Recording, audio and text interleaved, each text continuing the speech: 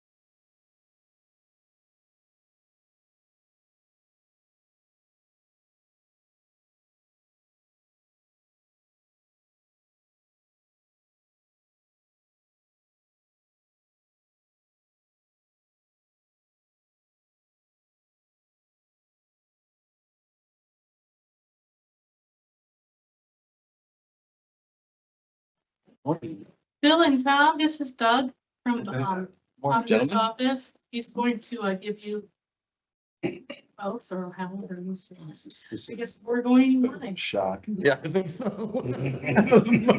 Much easier to give too. All I'd ready? like to call this September 30th, 2025 meeting of the PTABOA board to order. It is now 9:04. Repeat after me, gentlemen. I Tom Endicott, Bill Shively, do solemnly swear that I will support the Constitution of the United States do solemnly swear that I will support the Constitution of the United States and the Constitution of the State of Indiana, and the Constitution of the State of Indiana, and that I will faithfully and impartially discharge my duty, and that I will faithfully and impartially discharge my discharge my duty duty under the law under the law as a member of the Property Tax as a member of the Property Tax Assessment Board of Appeals Assessment Board of Appeals for said county, for said county, that I will, according to my best knowledge that I will, according to my best knowledge, and judgment, assess and review judgment, assess and review the assessment of all the property of said county. the assessment of all the property in Grant County. And I will in no case assess any property And I will in no case assess any property at more or less than is provided by law, so help me God. at more or less than is provided by law. So help me God. And I have filled out forms. All they need to do is sign Oh, and we could've- date. wait, we could have been reading the law. You did great though.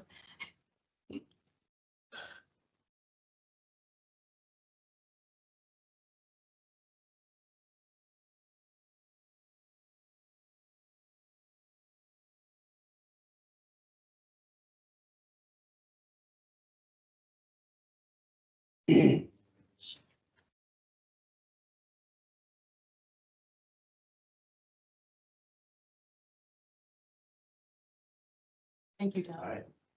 Thank you. Thank you. Thank you, Doug.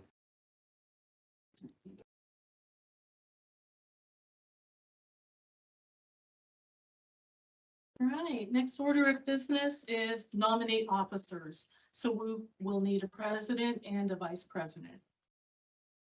She did flip a coin. You said something about rock, paper, scissors. Right, we did, right. Can we nominate? Each other, Yeah. one another. Oh, Yeah, you can be nominated. Be nominated. All right, I nominate her. I but second. who would lead today's proceeding? It'd be okay, if she's not there, or if she becomes president and she's not there in other meetings, it would still be fine. Okay, all right. The vice president would take over.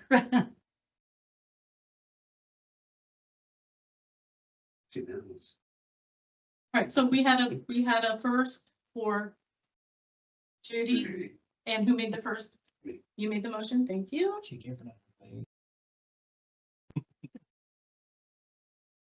And I assume Tom seconded. Correct. Family Vice president emphatically.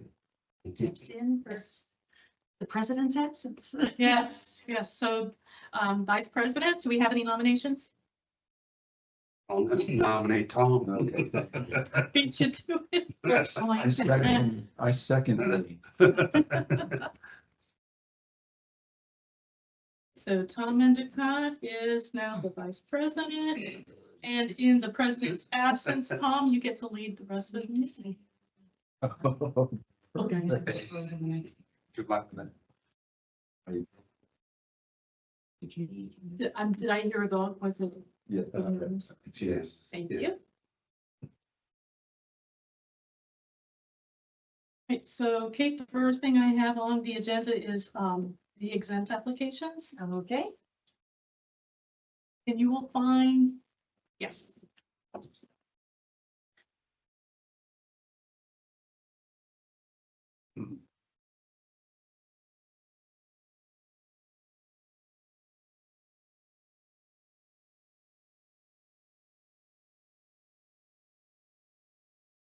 We can start with housing partnerships, I guess. They will need to read. Somebody will need to read the taxpayer and parcel involved.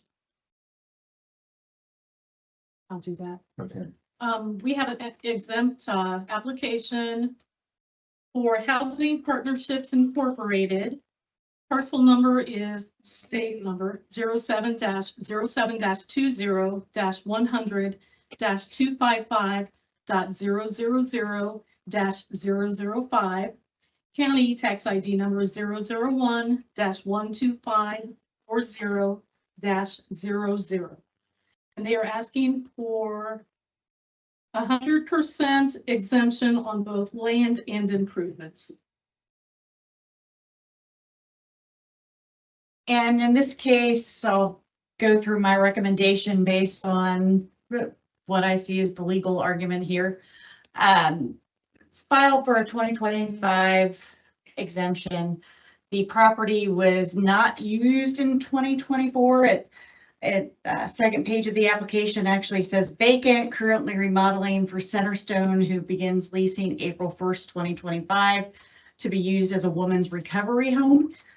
We don't know what was being done with the property in 2024. The IBTR and tax court look at the prior year of use and whether it was predominantly used for exempt purposes in that preceding year. We have no idea what it was used for.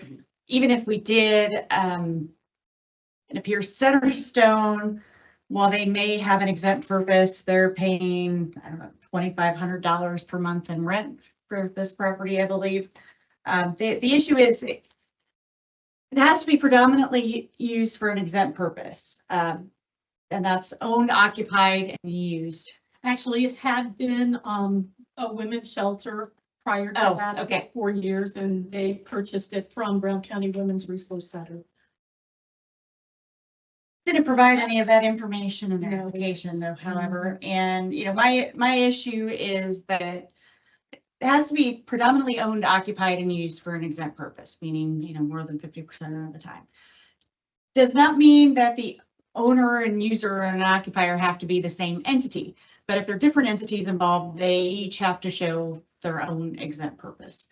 Housing partnerships may very well have an exempt purpose. They've been granted exemptions in other counties, but they are getting $2,500 in rent from Centerstone.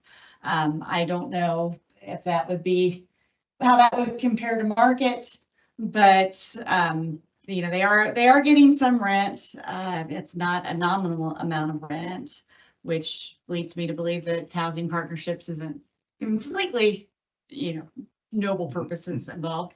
And we don't know what Centerstone, we don't know what they're charging people. We don't know what they're going to be doing with it, whether they actually have their own exempt purpose. So, it would be my recommendation in this case to deny it for 2025. If they want to reapply in 26, they can.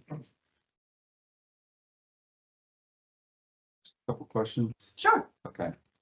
So, Housing Partnerships owns it. They're renting it to Cornerstone. Yes. Housing Partnerships itself is a nonprofit. It is a nonprofit. Okay. Nonprofits, though, do not automatically qualify for Sure. property tax exemption. And did I hear was there a sale involved in here somewhere? Yes, in 2024.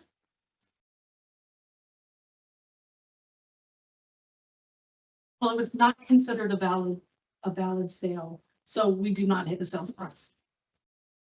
But it was sold from Brown County Women's Resource Center to Housing Partnerships. So wouldn't they have prorated property taxes based on the last known property bill at the time of sale? It was exempt prior to that. That was exempt. Mhm. So there would be Because it was being operated as a women's shelter at that time.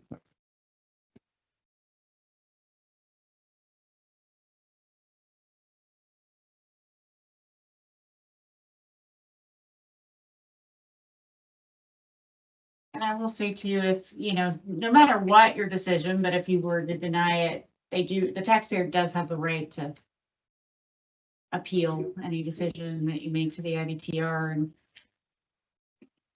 Doesn't sound like they're exactly a not-for-profit if they're making 2,500 a month rent. especially here. Right. yeah, I mean, and you know, nonprofits can make money. It goes to what they reinvest in, obviously, but I don't, you know, I would kind of expect to see. I guess if housing partnerships, in my opinion, was in it for, you know, exempt purposes, they might not be charging market rent or Right. close to market rent.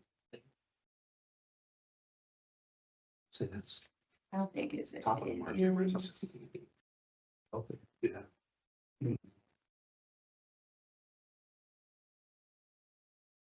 2,086 square feet. 86.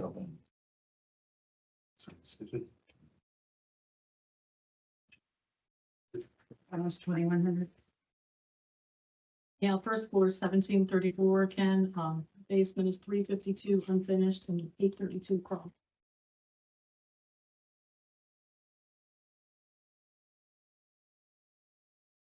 $18.28 a square foot. I think that's above the market rent, honestly. I've been in the house. It's not, I mean, it wasn't a great house. And the other issue is we don't know, you know, cornerstones. I mean, if you're going by the previous year, I guess it would be, you know, if it was still used all the way through for the majority of 24 as a women's shelter, you technically could get it. But I think in terms of the applicants here, they haven't proved their own exempt purpose. So the procedure here is for us to tell you what we think. Make a motion. Make a motion. You can, yeah, make a motion and discuss, or discuss and make a motion either way. So we need a lot of discussion. I think we're a motion to follow the recommendation. I'm sorry, you're going to have to speak up a little. All right. And is it Kate? Is that right? Yes. I think we, should say that, we make a motion to follow the recommendation of Kate.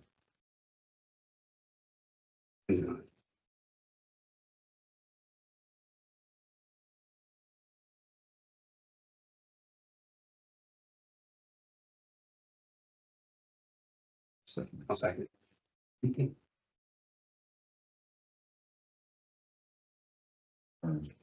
Affirmative. We have to do the We'll call for a vote now. call for a vote now. There we go. And it's just us to, Yeah, yeah. So, all right. motion carries. All the ayes, or say aye. Aye. Any denials? Motion None. carries. Good job.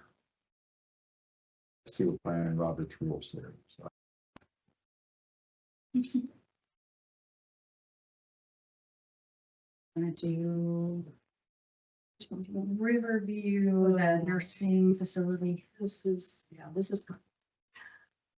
So I'm gonna recommend Riverview, the nursing facility, and the front page. Or it'd be the real property. It'll say, well, actually, it'd say BC4 LLC is the owner on the exempt application. Yeah. This is the Brown County Health and Living Nursing Home. And, there are a couple of different layers here. Riverview. Let's see, Riverview, I believe, owns it. But actually, BC4, the LLC owns it, Okay. and Riverview occupies it. And Riverview owns all of the personal property in it. So their Riverview Hospital is actually asking for 100% exemption on the personal property in it. But I would say that's also somewhat debatable, because we had this issue last year. It says, name of owner for the personal property, name of owner claiming the exemption is Riverview. If you look at the second page, it also says BC4 owns the property. I imagine they may be talking about the real property, but they don't specify. So this is a request for an property tax, or not a real estate tax, but a personal property? They have personal and real. Yeah. Okay. I mean, you probably should just take each separately. Let's take the real property first. That's, it's the, name of owner claiming exemption is BC4.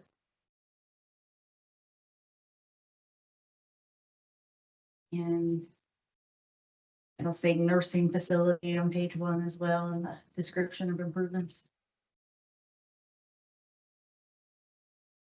Hmm. And this is parcel number.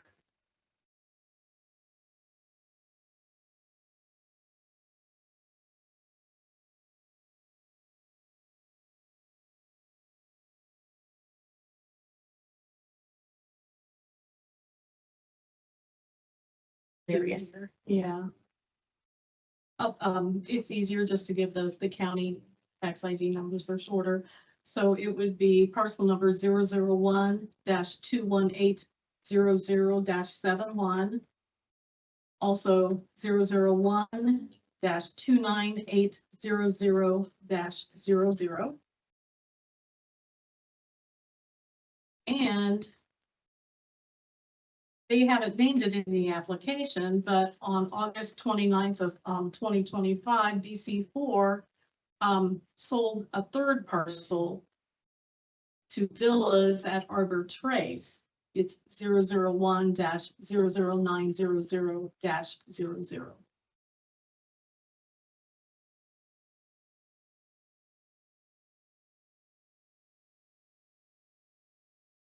So this one's gonna be a little bit of a longer recommendation or longer description, I guess. So looking at the nursing facility itself, it's owned by BC4. Riverview is considered a political subdivision if we, we're sure that they own the property outright, they would be automatically entitled to an exemption.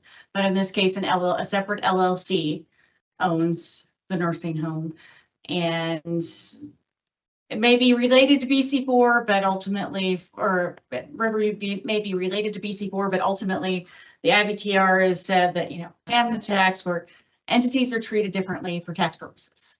Doesn't matter if they've got the same parent, subsidiary, some relationship, they're treated differently. BC4 itself has to prove it's a political subdivision. We have nothing in here that says that BC4 is a political subdivision. Again, you have it has to be predominantly owned, occupied, and used for an exempt purpose. Here we've got BC4, who's the owner. They have to show their own exempt purpose. In my opinion, they've not done that yet. They've not provided really any information about BC4. Riverview would also, have to show its own exempt purpose, although it is a political subdivision. They basically are claiming an exemption based on their Medicaid percentages, and the IBTR and the Indiana Board of Tax Review and the tax court have said that, Medicaid itself, Medicare and Medicaid provision of those is not sufficient to show an exempt purpose. There's actually a statute dealing with hospitals where it says that as well, but just because you do Medicaid does not mean you're providing an exempt purpose. Same kind of thing with writing off bad debt. That does not show you have an exempt purpose. It's more of a business decision. Care for the aged has been shown to be an exempt purpose, but a for-profit entity, and I believe BC4 is a for-profit entity, they have to show that they're driven by a charitable purpose and not just profit. There have been a couple decisions where for-profits and nonprofits have both been involved, and the board found that they weren't able to meet the requirement of showing an exempt purpose of their own. They didn't show that their acts, and this is kind of board language, were anything more than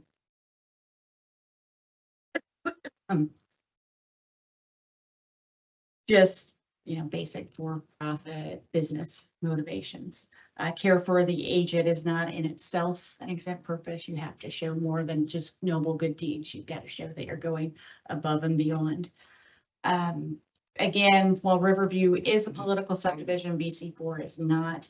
It also looks like Cardone and Associates, based on some of the information provided, may also be involved with this entity. That would be a third party. They also have to show their own exempt purpose.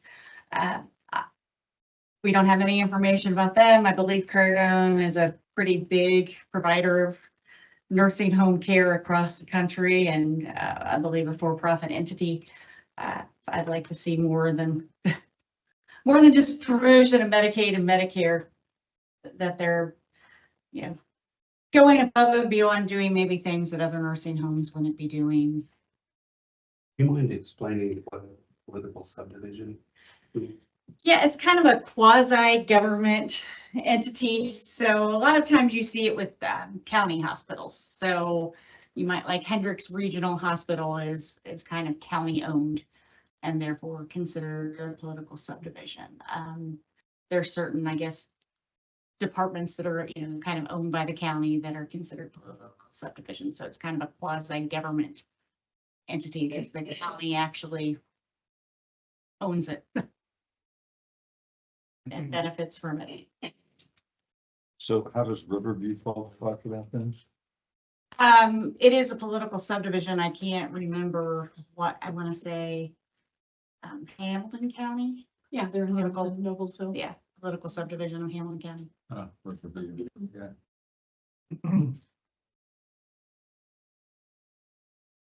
So your recommendation is to deny. Yeah, for the real estate, yes, my recommendation would be to deny it because none of the entities have shown that they have an exempt purpose apart from the fact that they provide Medicaid, which the government also, it's not really relieving a government burden completely anyway, because the government's also providing the Medicaid and Medicare. So I would like to make a motion that we deny the property tax exemption for PC4. I second it. All in favor, say aye. Aye. All that want to deny it, say nay. I don't know. What's the proposed? All opposed? All opposed. Motion carries. And then we have, might as well stay on this one. So Riverview applied for an exemption for personal property. And my issue with this application, and they can always clarify, but it claims that the owner claiming the exemption is Riverview Hospital on page 1 of this application. You look at page 2, though, it says that BC4 owns property. And we also know that, Cardone is involved in the use as well. So in my opinion, until Riverview actually shows something that they do in fact own this personal property, which they have not done, the exemption should be not denied for the similar reasons as the BC4.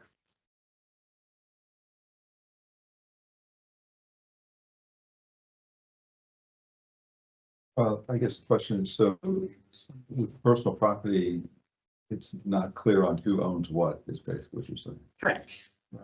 If that Riverview could show that it owned the property, it would be exempt, but there's They actually say conflicting. that they don't. Yeah, it's conflicting, and it's possible that they mean the real estate, or Right. they mean that, BC4 owns the real estate, but Absolutely. until we get that clarification of who knows it or who owns it, we don't have that. My recommendation at this time would be to deny it. And as a side note, they have filed this exact same application. I think they just changed the date every year, possibly. And since, And fill it out the same way. yes, To somebody, for years. when they're told that it's denied, or they're told Yeah. why? Yeah. No. No, but they can appeal. Yeah, they have. Could they be here today?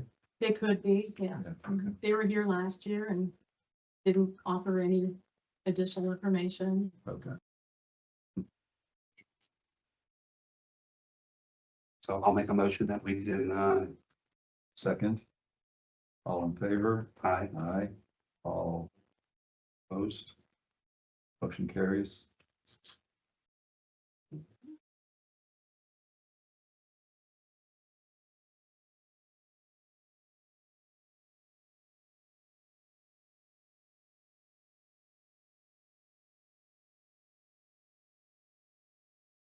Okay, so the next two, and we probably, I guess, we can probably discuss these, and they're separate applications, but they're similar uses. So I think we probably can discuss them together. Okay, all right, so, the application is, under the name of Zophii Baptist Church Incorporated. Parcel number 005-04270-02, and also parcel number 005-04270-03. They're requesting 100% exemption on land improvements and personal property. So I assume these are adjoining properties. And the reason that they're requesting an exemption is they say that they provide alcohol and drug services rehab for people from the Chin communities all over the U.S. to establish or restore their faith and relationship with God through worshiping, Bible study, and praying. And had they provided more information to show that they were actually using those properties for this, aside from just the statements in the application, I probably would recommend them to be exempt, but you would think that they'd have some type of pamphlets, some type of literature to show that they're actually doing this with these properties. And all they've really provided is financial statements. I mean, we've got the church, we've got the church application, we've got, or the, not profit letter from the IRS. We've got some financial statements, but nothing that actually shows that they're using these properties for what they say they're using. Churches, or parsonages tend to be exempt, but this isn't a church or a parsonage. It may be very well be being used for religious or charitable purposes, but it's their burden to prove it, and they haven't done that. That's not to say that, they couldn't do that later. But So it may be owned by a church, but it's not being used as a church. not being used as a church. And it could very well be used for religious or charitable purposes, but they failed to provide any documentation that proves that.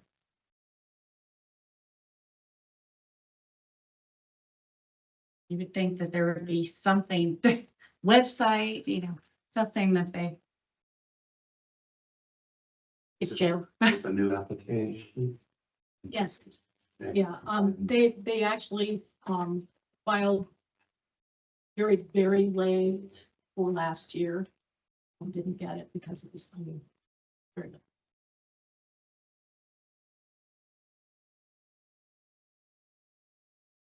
In fact, if you notice on their application, they put the wrong date on the top. They put the year 24. And County Marion. So before we stamped it in the office, we had them correct that.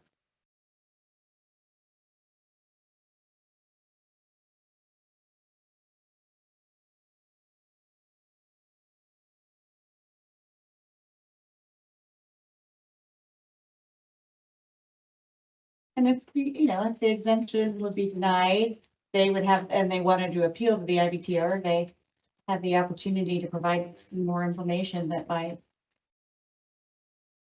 meet that burden. Even to us before they get to the hearing. I'll make a motion that this application be denied. I'll second it. All in favor? Um, Opposed? Motion carries.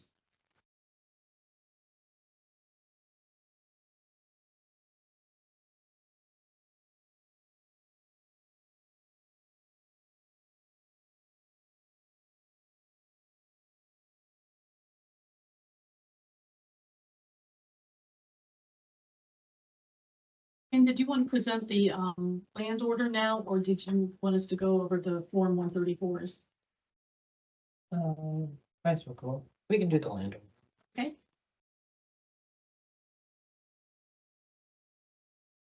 Do they have a copy of that? Yes. Every year. Let me start. Real property gets trended and adjusted annually. And within the cyclical reassessment process, which is a 4-year cycle, and kind of just give you a little bit brief history. We used to do reassessment, but they called it general reassessment, where we reviewed the entire county over a period of, I don't know, 18 months or so. And that occurred like once every 5 to 7 years.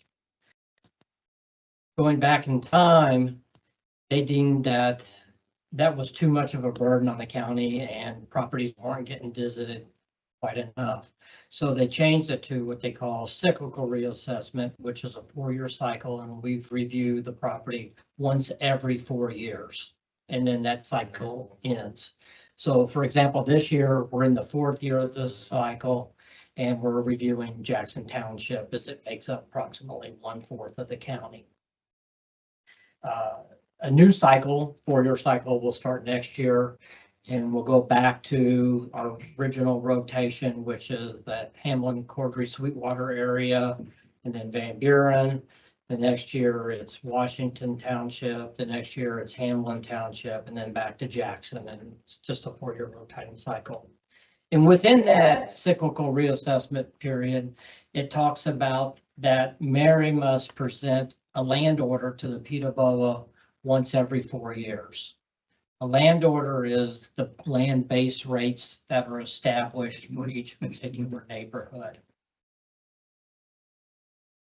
The cyclical reassessment process also indicates that you're supposed to do annual adjustments to all real property, both land and improvements.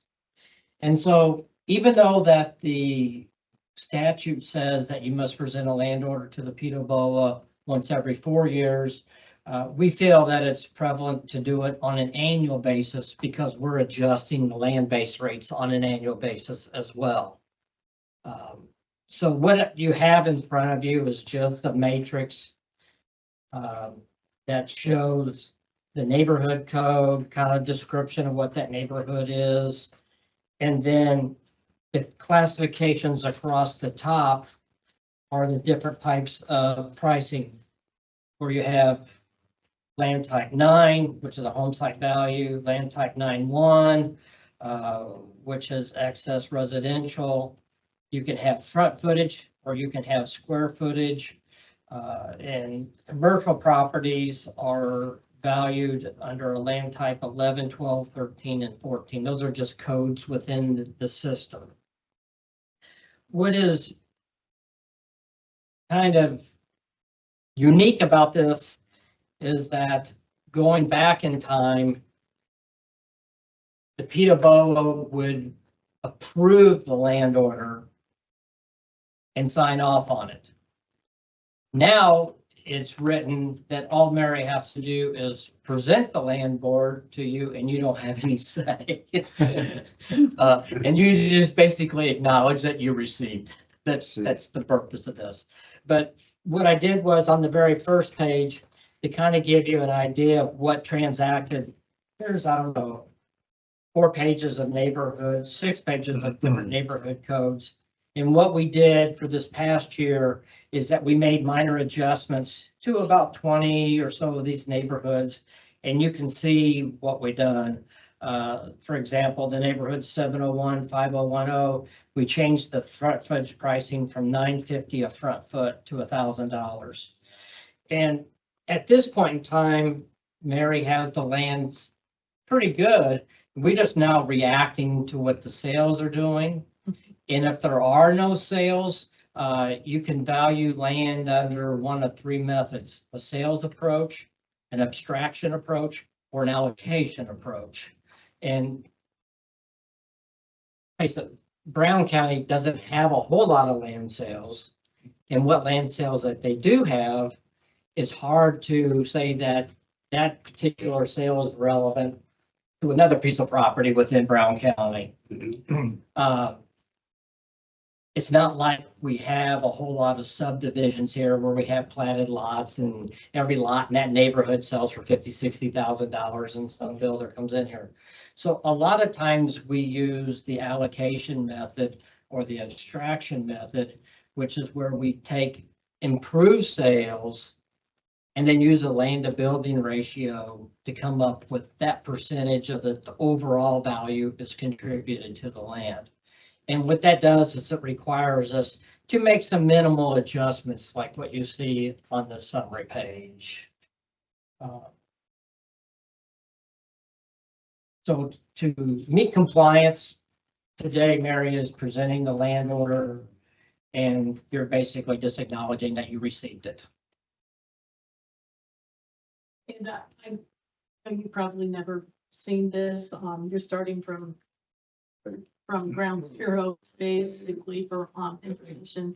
The neighborhood codes, you'll have 7, which of course is the county code. We're number 7.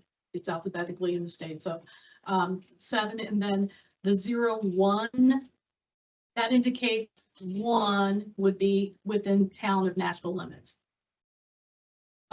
702, those would be in Van Buren Township. All of the 703s would be Washington Township. 704 would be Hamlin Township, excluding the lakes.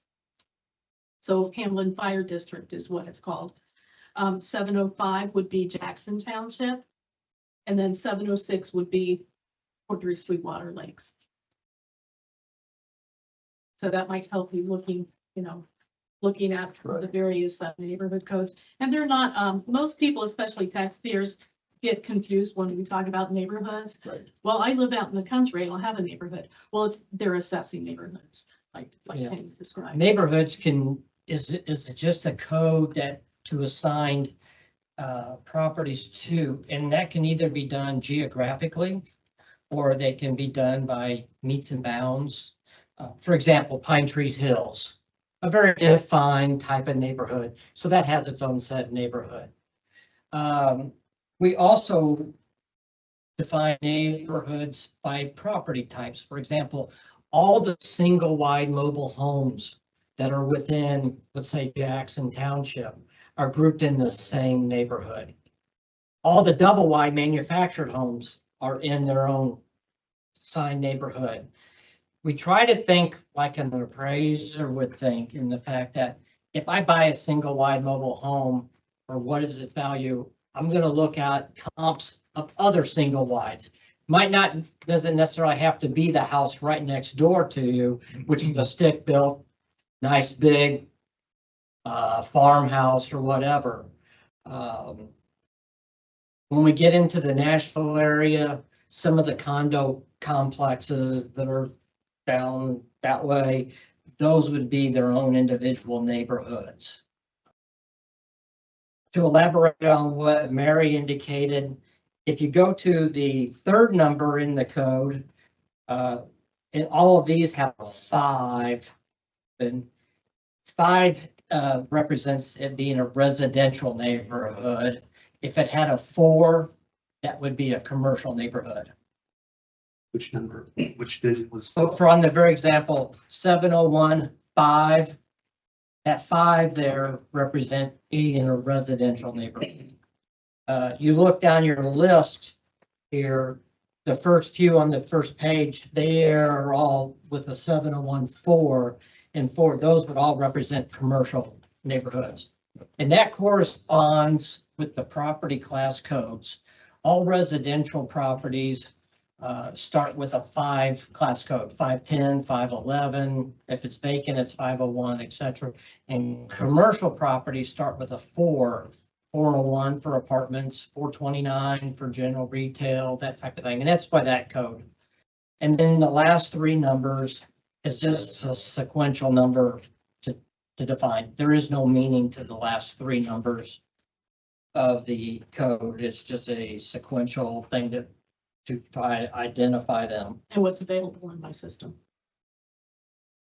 So if there's no comps available and on these recommended increases, do you use inflation information or? Not so much as inflation information. We would rely more on the sold properties, the improved sold properties. There's 2 parts to a valuation, the land part and the improvement part. And we would rely more on those sold properties and then allocate a certain percentage of that, keeping the same type of land to building ratio that's always been established in prior years. So if the housing market is increasing by 3 to 5%, that 3 to 5% increase should be shared amongst both components, both land and an improvement. It's not just the value of increasing in the market isn't only in the improvements. We do look at sales. We have about, I don't know, 30 to 40 sales, vacant sales throughout the course of the year. I think it's going to be more this year. Countywide. Those are usually mid acreage. When I say mid, 5 to 10 acres for the most part. And from there, we break out a 1 acre for a home site, which is where the predominant most of the value goes to, is in the first acre for utilities and things like that are added to the property. And then the excess residential, which would be the other land. And that's where it becomes kind of tough in Brown County. Is that excess residential a ravine, or is it a beautiful overview of the entire county because they're up on a hill? And it becomes kind of difficult. And also so many properties in Brown County have beautiful ponds and lakes on them, and what the value of that actually becomes is kind of hard to put in a mass appraising technique. And so is the, do you actually go through each property, or is it a overlay of a computer generated?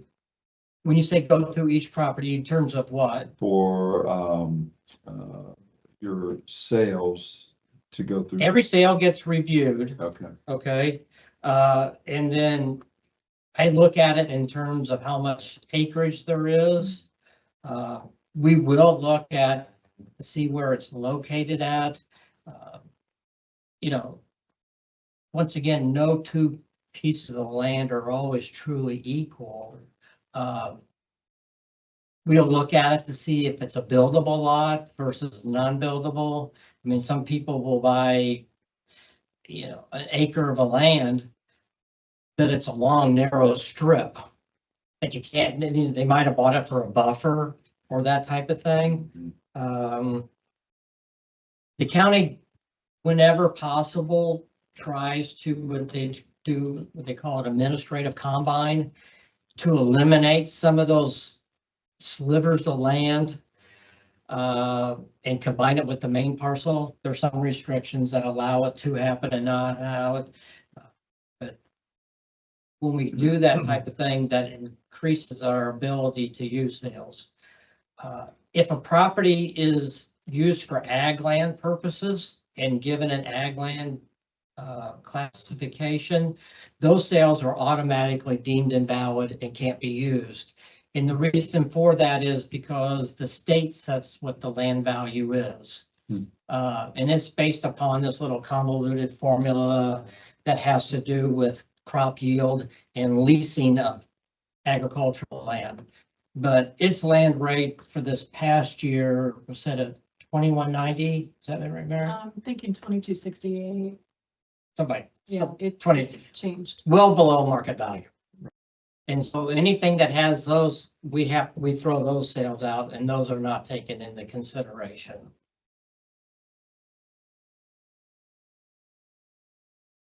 Just getting down to basics too. I've been throwing out, land versus improvements. Improvements don't mean a house that's been remodeled. Improvements are structures. Yeah. A lot of people don't understand that.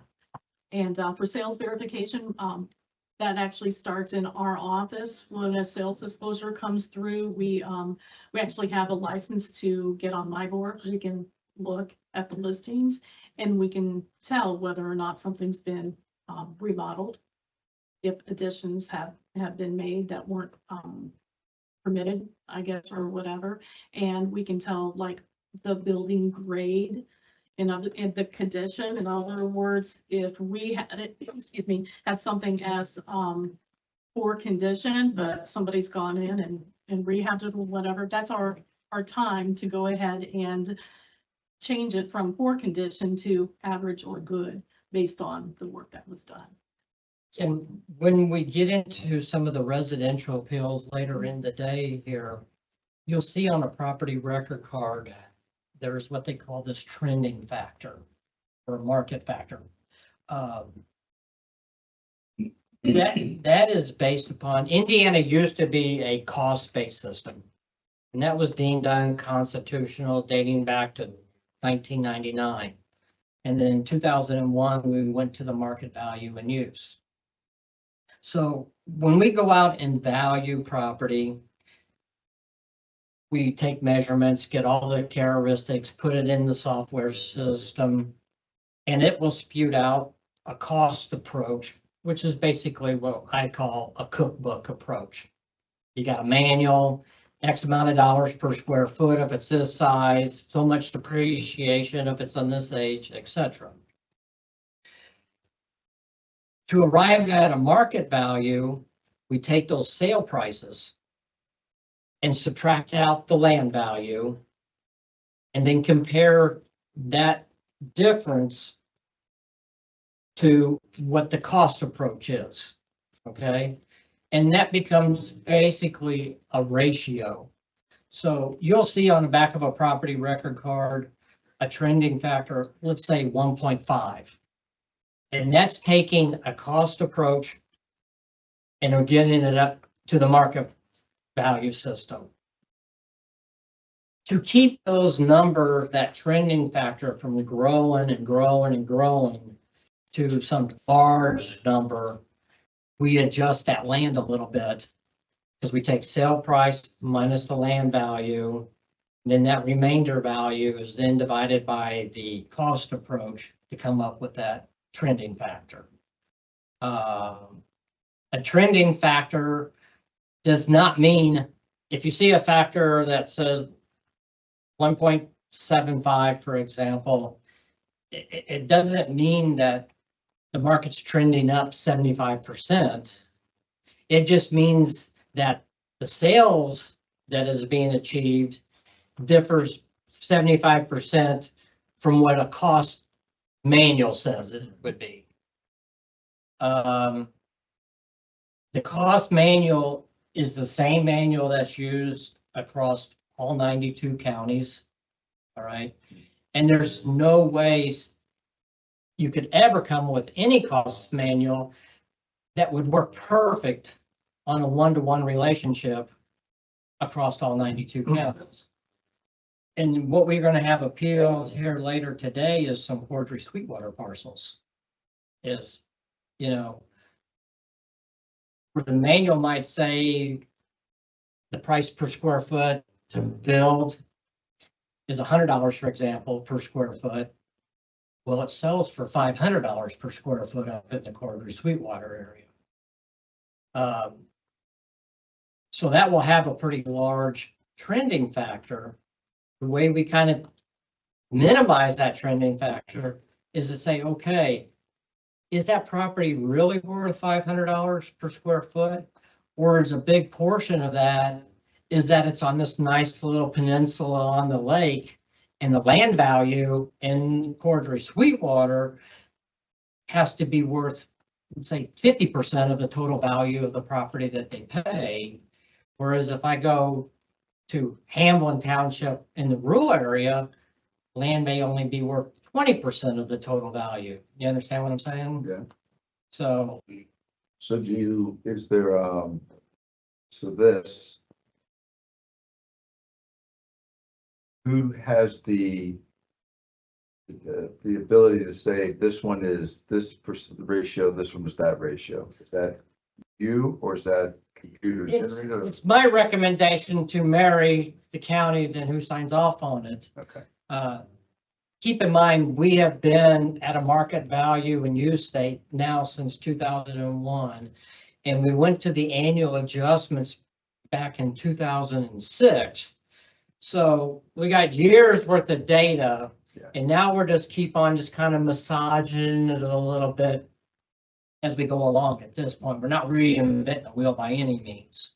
And the state actually has to approve our ratio study before. Yeah, ratio studies are done at a township level and they're done at a class level. When I say class level, you do a ratio study on all the vacant sales. That has to be a ratio study, and you do all ratio study on all the improved sales. And that's done within each particular township. So at this point in time, it's kind of just massaging things a little bit. And as the market continues to increase, like it has been, you know, if a house 2 years ago had a land to building ratio of, let's say, 30% or 25%, which would be a 1 to 4 building relationship, that same statistical measurement really should carry forward going on. So that's kind of what we're doing. And that's why you see the adjustments are not very large. Sometimes they're also just to create some uniformity as well, where we've seen we kind of get a little out of uniform and try to keep things a little bit uniform as well. so since we don't, this was educational, but we don't really have any, motions to carry like that. We just say, thank you. This is discussion time. Ask any questions you might have. Yeah, our first hearing isn't until 10:30 because naturally, once I send out the notices, I have to give them 30 days notice. They all decide they're gonna withdraw and pull them from the docket. Right. So we had 2 occur just Friday, I think, last Thursday and Friday. So there are 3 that are actually going to. Yes. Mhm.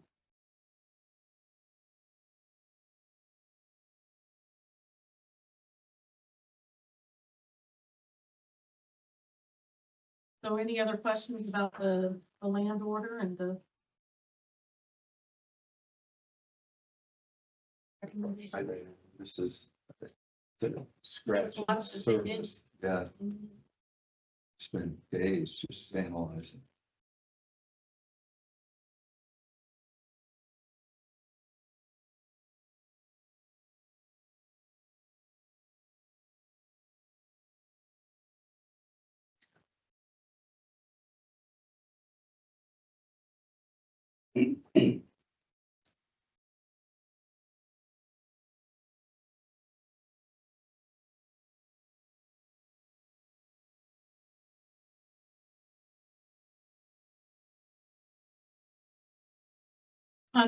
One thing I need to make clear too, I'm sure you probably realize that, but when they are out doing the actual field work, the physical, reviewing of the houses, we never, ever go inside a house.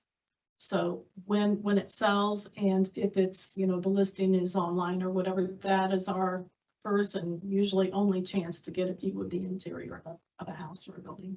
Why don't we go in? Liability issues mostly. Okay.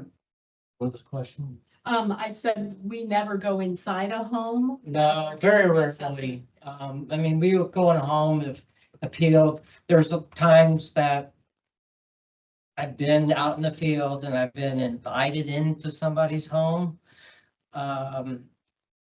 Sometimes I'll do it, sometimes I won't. I mean, there's just some properties I'm not gonna go into somebody's house out there. I've been doing this for 23 years. I can tell you that things have changed over the last 23 years in terms of what I felt was safe and what I don't feel is safe anymore. Yes. So I would have to admit, I mean, 99.9% of the people in Brown County are very receptive, don't give a hard time. And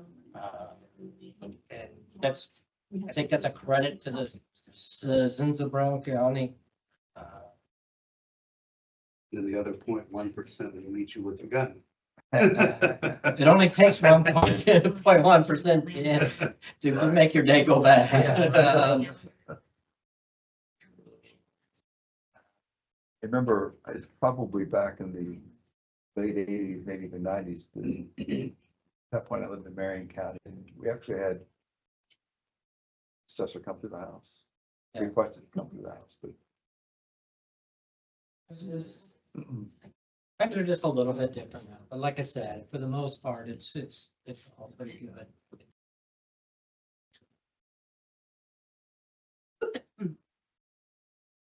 If there are no more questions on the land order, why don't we go ahead and move to looking at the Form 134s? That's actually when somebody has appealed and I speak with them, email them, we have discussion about the appeal, and it's basically a joint report of a preliminary informal meeting. Now, if they agree with me, then it doesn't need to come to you. If they do not agree, then that's when it goes to the second level, so the PTABOA. These are ones that that are done right now. So if you want to go ahead and look through them, ask me any questions. The top one, it's 1412 State Road 135 North. You might be familiar with that property. It's been vacant for quite a lot of years. And the owner actually lives out of state and has not been able to do any improvements on the house because it is not hooked up to the sewer system.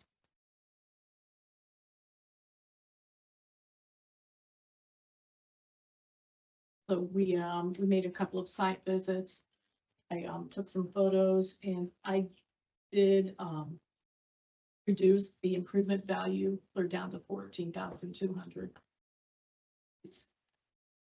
It's a really rough It's shape. in that bad shape. Oh, yes.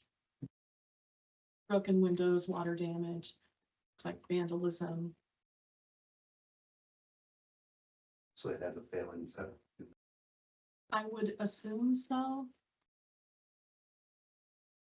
how far away is the sewer line?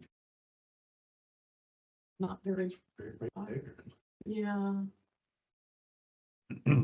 Yeah, this property is This is before almost across from Pine Tree Hills. Pine Tree Hills has sewers, so it should. You know, Indiana is a mass appraising system. And we physically only visit properties once every 4 years unless a building permit is taken out, etc. The reason for the physical reassessment is to get out and see how properties have changed over the years. When I'm out doing field work, there are properties that get enhanced over the years. Brown County has, I believe, a very good building permit system, much better than other counties, especially small counties. They have a very nice one. Lonnie does a good job here. But people do build things without permits. And more importantly, things get dilapidated over the course of the years. And there's a lot of out-of-town people that own property in Brown County. And I've been to some that these properties have never probably been stepped on, other than myself, in 2 or 3 years. I mean, I can tell because the driveway is all overgrown. Right. You know, you get in there and I'll be honest with you, it's like, don't you ever check your tax bill? Why are you paying taxes? This, you know, a tree is falling down on this property and new trees are growing up out of the living room. I mean, those are the worst case scenarios, but you know, the appeal process in itself is not a bad thing. Some people look at it to be a bad thing, but it's a way to correct both properties that are undervalued and overvalued, and both occur. So, Mary, on this one, what are the recommendations from you? Basically, if you don't have any objections to Right. what was done, Yeah, then you just then it's, can do a blanket approval. If there are some that you wanted to ask questions about or pull them out if you disagree or whatever. On the first one though, I also have attempted to reach her since she sent this, 2 to 3 times. I can't get with her. She's really hard to reach. What's the, as a resident, property is in poor condition. At some point, does the county come in and say, hey, look, that property needs some attention? I don't know that we have any, ordinances with any teeth in them. Okay. I know years and years ago, solid waste had an open dumping ordinance and an open burning, illegal open burning ordinance. Those were tried and it was found that there was just no way to enforce them. Okay. So they kind of went away at the health department. I could be wrong, but I believe the only thing that they can do is, overview of the septic.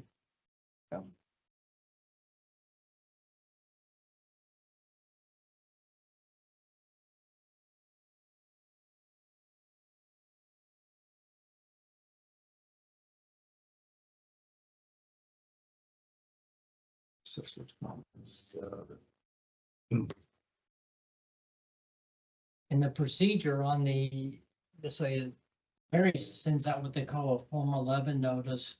That has to be mailed out by May 1st.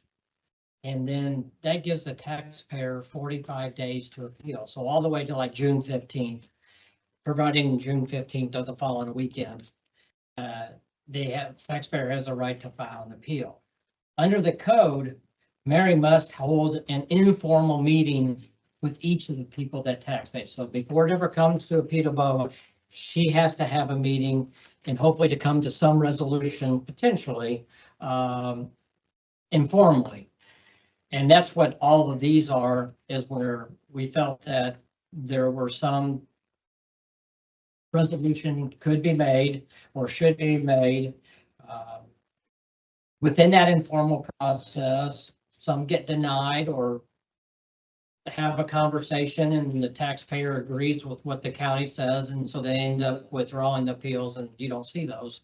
But then she's required to, anything that we do settle informally is just to bring them in front of the board.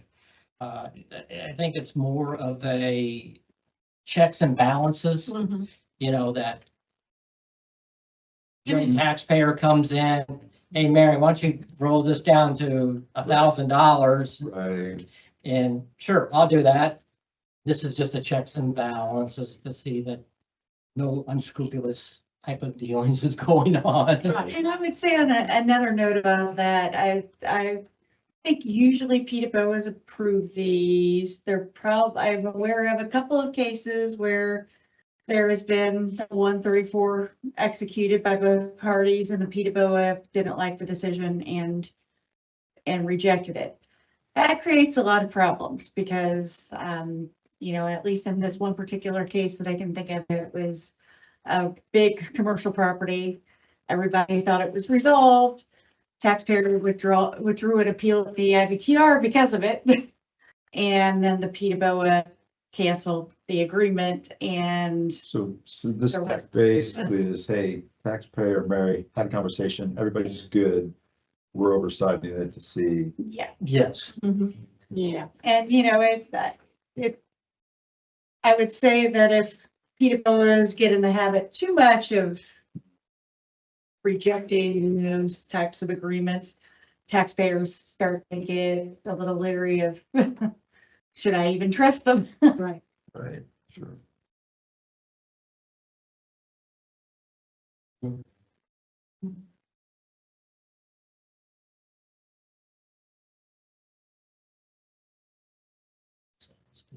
Jackson, about 50%. And it's like in this case, Canadians are the journal. And because they.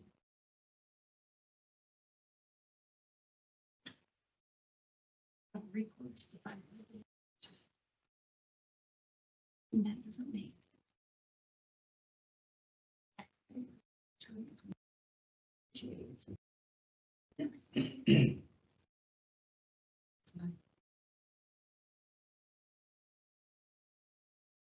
How often are these meetings? Pardon me? How often are these meetings? Or is there a regular? It depends on how many of these I can get done and agreed upon, and how many taxpayers just, we can't see eye to eye and it has to come to this level. And I know Kate spoke about the IBTR, that's, Indiana Board of Tax Review. So if say, a taxpayer came in and, gave their evidence and you all chose to deny the appeal, then they would have the right to take it to the next level. Okay. And the IBTR reviews everything when they review it de novo, which means that the taxpayer will have a chance to present evidence. Basically, it's a fresh. So they don't, the IBTR doesn't look at the PTABOA record.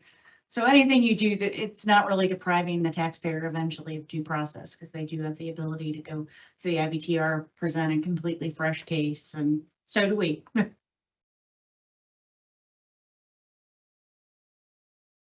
We will have to have at least one more meeting this year. And unfortunately, it's hard to schedule these because, like I said, the law requires that I give the taxpayer 30 days notice before. So that's going to be pushing it out to end of November, early December, but that should be the last one.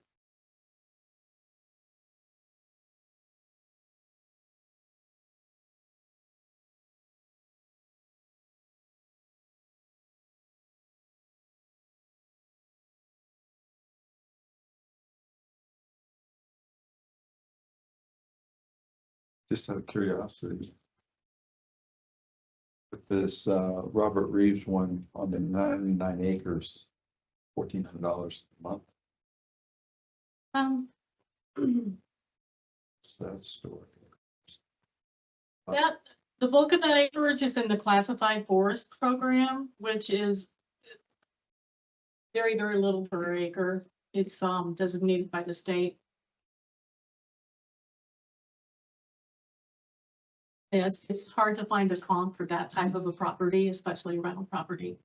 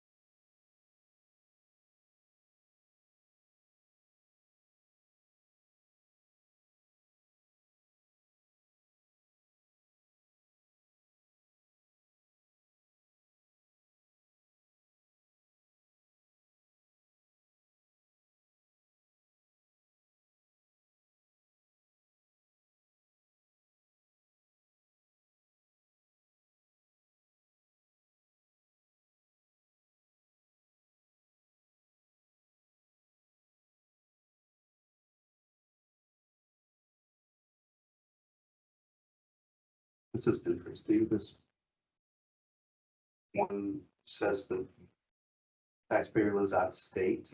Someone built a new structure on the property. Yes, Wow. yes. That, let's see, is that the one on, Gold Point Road. yes. The property is actually, the road cuts it in half. So there's a tiny piece on this side of the road and another piece on this side. This property was purchased in a tax sale years and years ago. This person lives in Florida. He goes around the state or has his representative buy a lot of tax sale properties and they never check on them. Well, during the last reassessment, somebody has actually built a sizable shed and there are personal belongings in it and everything else.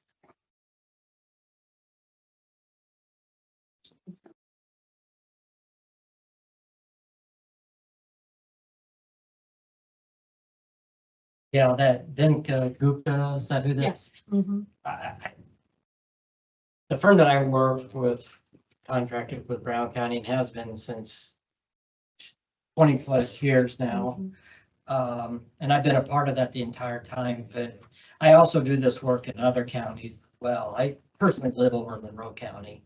And Mr. Gupta, he owns property in several counties and he buys it all through tax sale and he doesn't have a clue on what any of it is.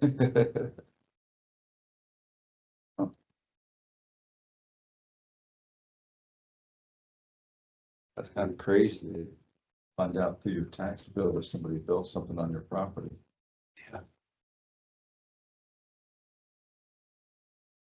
To a tax sale here a couple of years ago. I was surprised that, but it's mostly in corporations, a representative from a big corporation that's bidding. They buy tons of properties, I guess, probably all over the country like that.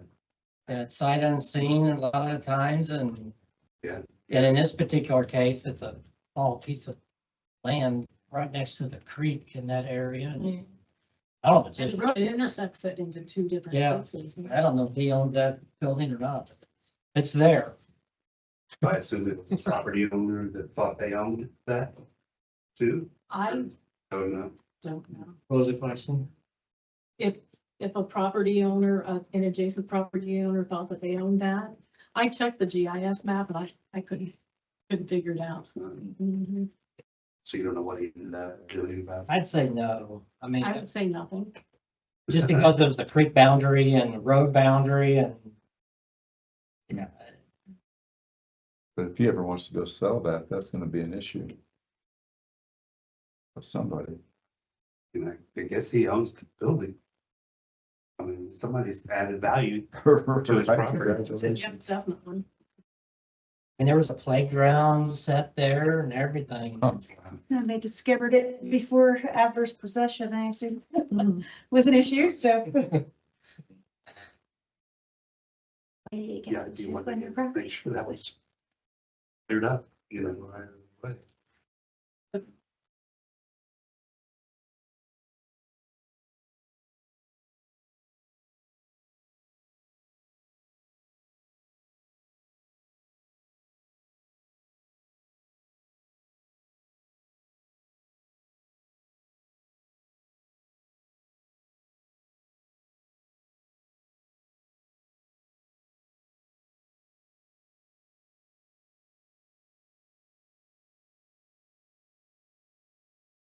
It's amazing how ownership becomes an issue. Sometimes we have had an exemption appeal in Hendricks County. Where it was I think it was a church and, there's an entrance point off of US 36. Mhm. But, it's like a bunch of, the church was farther back, also had another access point and a lot of commercial property right next to it. And, they were trying to figure out how to buy kind of one of the sliver parcels so they could develop a road to go back to the church. And they contacted the commercials, the people that are listed as the owners for that little sliver. And they said, oh, we don't own that. Wow. And it's just It's like everything says you do. They've been paying taxes on it, I'm assuming. Yeah, Mhm. so. It's, keep track of, when you own so much land that you can't keep track of it. You can.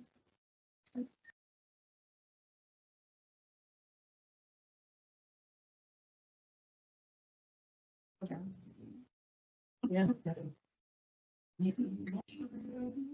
I'm sorry. Yeah,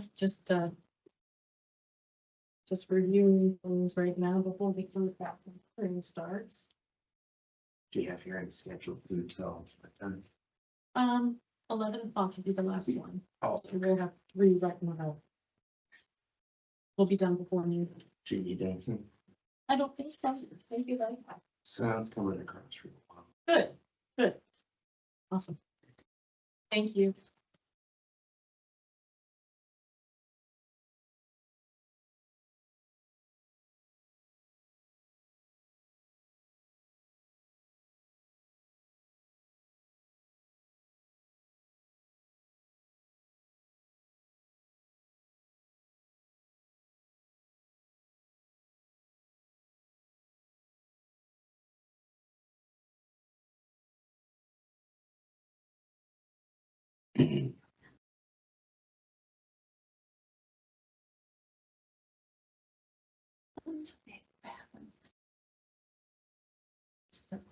Oh my goodness. Yes.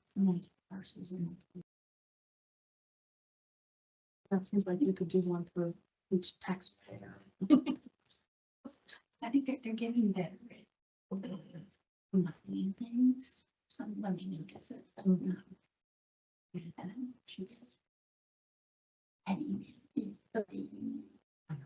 just. Things. Yeah. I know. He's like, Like 6 emails. Mhm. Yeah. And maybe we need to like some news. there you go. There's gotta be a better way, because every insurance, you know, Yeah. reasons for it now, it's just like. Yeah. It's prominent, Yeah. and it's get lost, even if AOGs and get lost.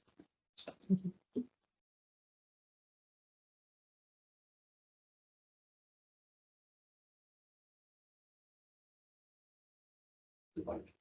Oh. Texas cage match. I wish the DOT would get that on the website. Certified actually. Yeah, I noticed you couldn't get that, and it's like, right now I'm just trying to get an appearance file for some things in Florida, but it's a pain because this one has 5 years of appeals. I had to go in and file for each. So it used to be I could just and beat it. It's not. This page referring to. An overview on what the responsibility is. Procedures to work. Technical. Mhm. So. Yeah, yeah, we'd like to do that, that'd be great. I will be back in a minute.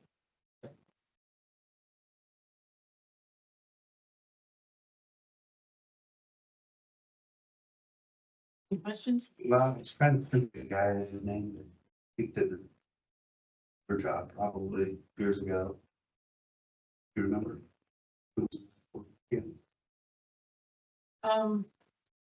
Jerry Collins, Jerry maybe, Collins, oh, that's right. yeah, he was the field guy, yeah. Yeah. Ken's He actually worked the vice for president. me, He yeah. worked for you, okay. Yeah, he's since retired. I think, yeah. Yeah, nice guy. Yeah. He still pops into the office to visit once in a while. Does he?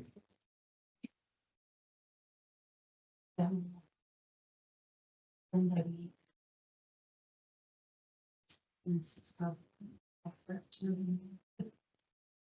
Yes. So our first text here is waiting in the hall, I guess. It's Grace. was glad because I was afraid he wasn't gonna show. I usually had to have any communication from him. It's tax. Tax rates. Angry. So I got-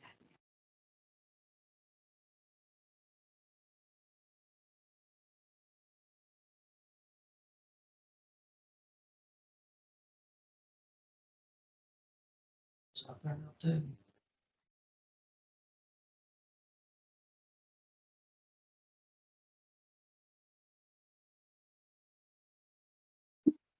So we'll take- I am too in a second.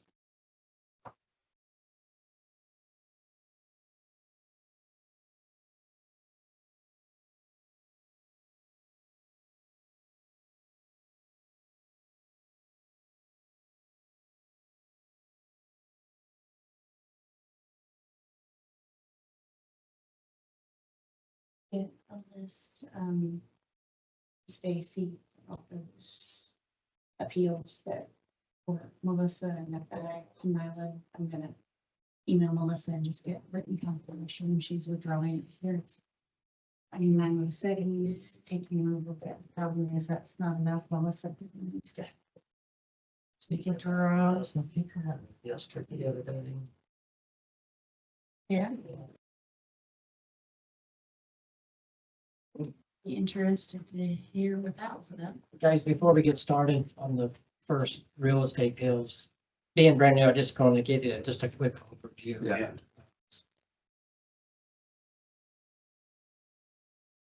Taxpayers that come before the board, there's a thing called a 5% burden. All right. That burden rule is if the property increased by more than 5%, and it's not as a result of income, new construction, or transfer of property, then the county has the burden. Okay. So if I raise, for example, if I raise your assessment and it went up by more than 5%, and you didn't do any new construction, Right. those types of things, the burden's on the county. To prove why, Huh? to prove why that it. To prove, yes, increased that. to prove why the increase. And then that's the case, the county would go first. If it's on the taxpayer, the taxpayer goes first in presenting their arguments, okay? With that said, both sides need to present an argument and present a case. You then weigh your decision based upon that evidence, and you're kind of like a law judge per se, arbitrator, and make that. You're not supposed to necessarily, even though it's kind of difficult, to throw in your own personal opinion or weigh outside information that may not necessarily be presented here today. You know, in many cases, a lot of taxpayers, they know the market. PTABOA members, they know the market and they kind of weigh that into their decision. That's kind of difficult. If a person buys the property, sells, purchase the property within the prior year, is the burden on them versus still a burden on the county?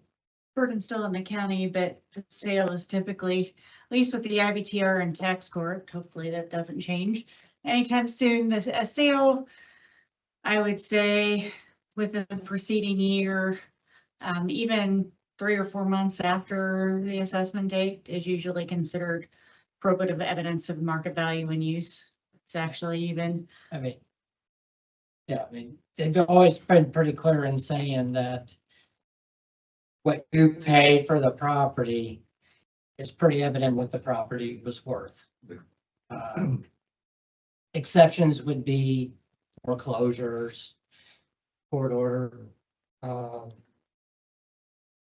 related party transaction. right, family Adjacent. relationship, that kind of thing, that those are all deemed to be invalid type of sales. So anyway, we have 2 cases here today. They're both in the Cordray Sweetwater area. One has a purchase price, one does not. They both increased by more than 5%. Though, although one is very minimal, it went up by 5.02%, but nonetheless over 5%. And take it from there. I just put a note on Ken's packet. We had a discrepancy between the sales price that was on the state sales disclosure form that, was recorded with the deed, opposed to what, Mr. Miller said he paid for the property. I did finally get confirmation from Chicago Title that they incorrectly stated the sales price, so the sales price, instead of 590,000, which our records indicated, should actually be 575. So I would be willing to settle for 575. And you don't have to make a decision right now. You can take the evidence, take it under advisement, have a discussion amongst yourself. The only thing that you can't do is go out and solicit other information. You must base it on the decision, your decision on what is there.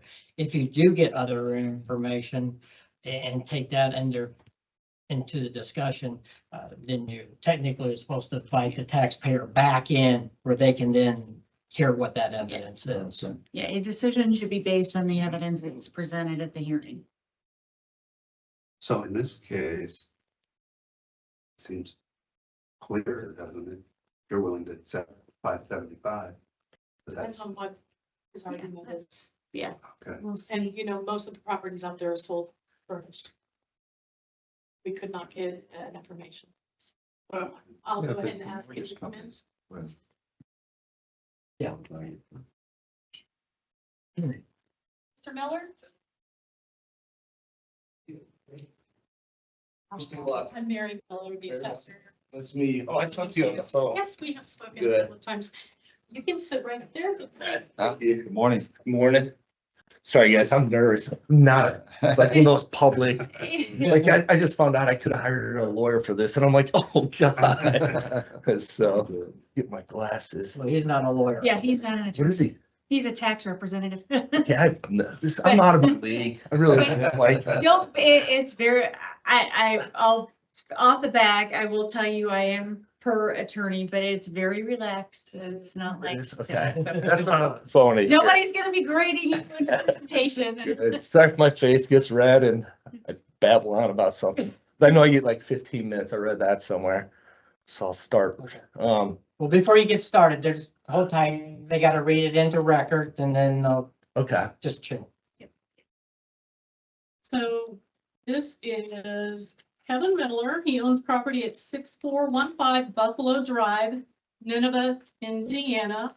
And the parcel number is 006-08860-01.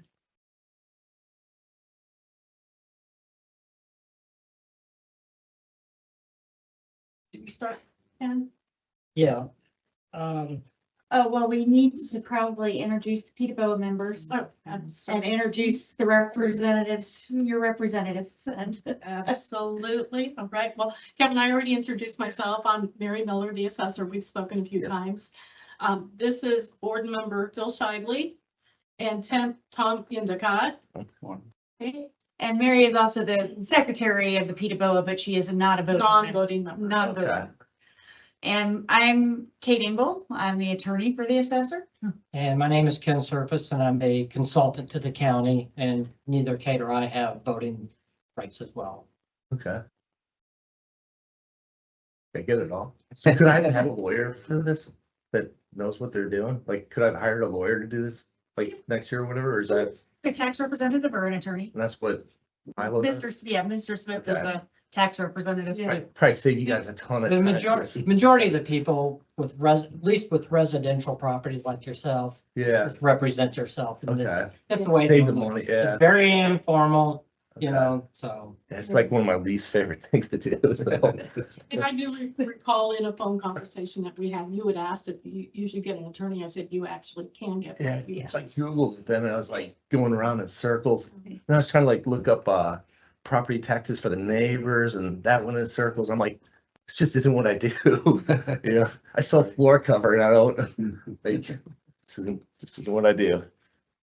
Should I say what I feel or? is that- Okay, so board, I'll start off. Okay. The increase in the assessment was increased from 456,100 in 2024 to 589,300 in 2025, which is obviously more than 5%. So the burden is upon the county. The property resides in the Forgery Sweetwater area. The property was recently purchased in 2024. The date of the purchase was 9/23/24, and for printing purposes, this is a January 1 of 2025 assessment date. And per statute, we are to look at the sales that occurred in the prior 12 months. So anywhere from 1/1/24 to 12/31/25 is the time frame in which we look at sales. Mr. Miller purchased the property. Originally, the sales disclosure came through at an amount of $590,000. There is a place within the sales disclosure to infer that how much personal property and what that value may have been was to be documented. There is none on such. As we have now discovered that the sales disclosure was filled out in error and the actual purchase price was $575,000, which is a little below our current assessment of 589. Additionally, Mr. Miller indicates that the house sold as furnished. I personally think there would be some part of that in the overall purchase price. However, there has been no amount disclosed of what those furnishings are. And that would be the county's position that Mr. Miller paid $575,000 for the particular property. Sure. Any questions, board? Go ahead. Yeah, so like I was saying, sorry if I don't do it the right way, but in September 2024, there's so few homes on the market. My realtor like went to every door in surrounding a particular house. My best friend and his daughter, who's the same age as my daughter, both 6, best friends. All I've heard about is how great the lake life is for a kid. Like adults always say, like my best memory is, growing up on a lake. So the realtor goes door to door. This guy comes up, one person said, yeah, I'll sell it. He came out with a ridiculous price. He then listed on the market. He had 0 people interested in it at the price. And then he came to me and was like, just give me an offer. So I gave him an offer. We were off by like 100,000. My realtor's telling me I'm at the right amount, but it's like, I really want this place just for my daughter to like, so I paid an obscene amount for this house. It's not on the water. Like it has like, it's like, this is my lakefront. It's like 10 feet. It's actually horrible water. It's 3 feet deep. It's like stagnant. It's just crap water. This is my lakefront. I'm like, this is where I want to be, like here, but I'm like not even in the cove. I'm down this little channel thing or whatever you want to call it. It's like less than 3 feet and it's like 2 feet of mud. So it's not even like usable. To get a boat out of it, you can't even pull straight out. You have to like go out like sideways. So it's just not, it's not great water. And then I talked to my realtor about the stuff that was included. Like I said, she did it wrong. I asked her twice to do it and I think she sold the house, she's done. But I've asked her to like include all this. I mean, all this was included. She has it. It's like it was fully furnished. If you look, there's TVs, fridges, appliance, like washer dryer. It was move in ready. And it's things that she didn't put put that value on. So between between the location and I could just move in, I paid way too much. Like I just wanted to put it together. You know, there's another lot that it was probably worth 200 and me and another neighbor got in a bidding war. It went up to 400,000, but there's only two people on that lake that would have paid 400,000, me and the guy that lived next door to it. Yeah, and then I was looking at this house at the same time for sale. It has the same setup as I do. It's like in the canal. It's a 1 bedroom less, but similar, but same lake frontage. It's been for sale now for over a year and it's at 375. Its 2025 assessment was like 280 or something. Another house was at 6323 Antelope. It's 4 bedroom, 2 bath, gorgeous home. It listed at 550. She pulled it off after a month of just because there's no interest. Like this is a gorgeous home too that sold at 490. Its assessment's at like 3 something. So it's like I feel like I have a bigger burden than half my neighbors just because I was desperate to get a house next to my best friend, and you know, so it's shame on me for being passionate about getting a lake house, but it just stinks. The only reason I do is because my buddy's on this side.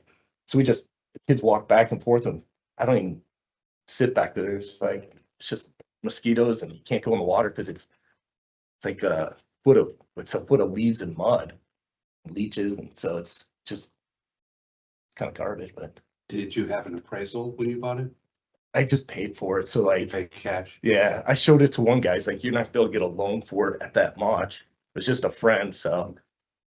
And he's like, you're gonna have to pay for it. So I brought some money from this guy and moved some stuff around, and that's really all I have. Like, I couldn't sell it for that right now if I listed it. I mean, there's a gorgeous home for 550. There's another one similar at 375. I'm not gonna sell for what. So that's that. That's the house I almost bought. It's because but I wanted my daughter to be like, and her friend go back and forth, which is priceless right now. They wake up and sometimes I get to sleep and she'll run down there and they'll go play, and that's really it. Hopefully I did the best job I could trying to explain. I didn't think that was fair, but What's the procedure? Yes, what is the procedure? Well, I have a, if you don't mind, ask a question. Kevin, the property was listed for sale? yeah. Okay, because I have a listing here, and it said it went on the market, August 22nd of 2024, and its original listing price was $620. Yeah, Okay. because he wanted me to pay like $650, then I was like, no way. He listed for $620, and not one single person even, I don't even think someone viewed it. And then he finally came to me saying, what would you do? I said, max I would do is 5. And then he called my bluff. You mentioned that you had a realtor. Were you working with a realtor when you bought this property? Yeah, and that's who knocked on his door. And she ended up being his realtor and my realtor because like she met him and she's the one that talked him into listing it. Like, so Who talked him into listing? yeah, like I just wanted to be next to my buddy, so she knocked on everybody's door and talked him into selling the house, and that's where I think he came up with a big number just because he knew I was desperate. So you tried to buy it before it went on the market? Yeah, we kind of talked him into listing it, and then once it lit a candle or whatever and got him interested in listing it, but then when he did list it, nobody was interested in it. And he approached us, and yeah, like I kind of got enforced by, but you kind of do that name your price deal, like let's make this happen because it's next door to a Well, friend. Obviously, the house came furnished. I can't see the pictures there. But there is a place on the sales disclosure to claim the value of the personal intangible or personal property on the inside.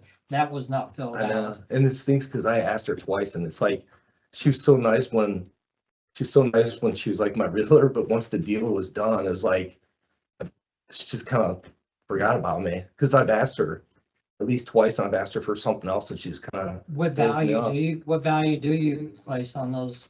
I never really added it up, but it was just the simplicity of it's now a single dad, I got adopted a 6-year-old, that I don't have to move anything, I don't have to purchase, I just could walk right into this house, so it was priceless for me. It really was, I didn't have to do anything, I just turned the key and I'm in my house.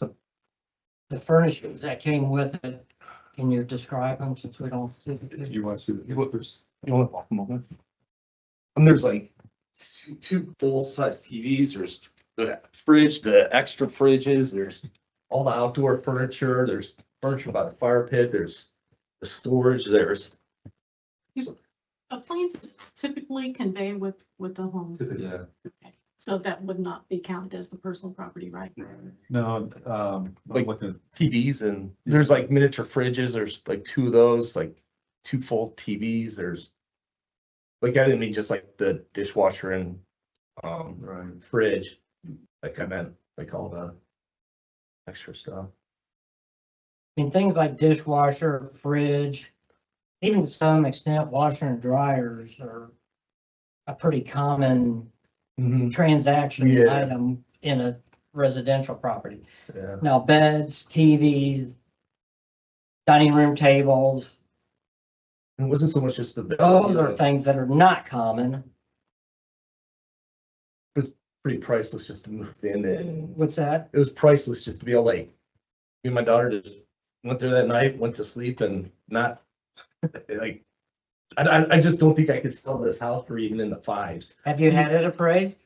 No, I just had a friend that is familiar with the business, because I wanted to do a loan, and he's like, you can't get a loan for it if you're paying 570 or whatever, we won't be able to give you a loan. So I was just like, started figuring it out. So if you guys want, you guys go out on the boat today. It's supposed to be a beautiful day. I can show you what I had. It's like, it's not. So if you were to assign a number without any, on all these furnishings, what value are you placing on it? Keep in mind that it's used, it's not brand new. Yeah. Yeah, but I mean, like, for me, if I were to list the home right now, I think I'm at 450. Like, that's what I'd hope to get for the home if I were to put it on the market today. I think what he's asking is what value do you put on the beds and the TVs, No, the personal. I mean, none of it's like awesome, so 10 grand, 20 grand, I don't know. I mean, none of it's great furniture. It's just like, I could move in without having to carry anything in. Was that and a few other reasons I totally overpaid. And sure, if someone else bought the house, they wouldn't even want the furniture. Like, it's not that great.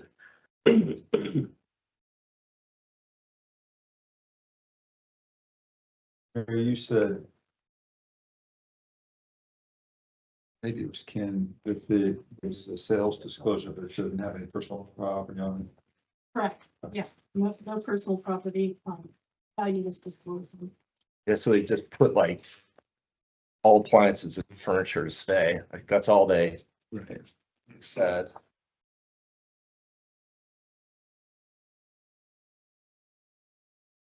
There's where the closing showing that was 575. And Whatever, it was listed for 620. 620. He originally wanted me to pay 650, and that's when I was like, for 150 away from my max. Yeah, and then he realized he was being ridiculous, and then that's when he came to me and said, give me a deal. I came in at like 4 or something and said I wouldn't go above 5, and then looked at my little daughter and said, okay, I'll pay whatever. You provided a comp of 6473 Sweetwater Drive. What is that? Who's that one? 6473 Sweetwater Drive? Is that this one? These are good questions. Oh, that's. Bench. I don't know where 6473 was. That the neighbor?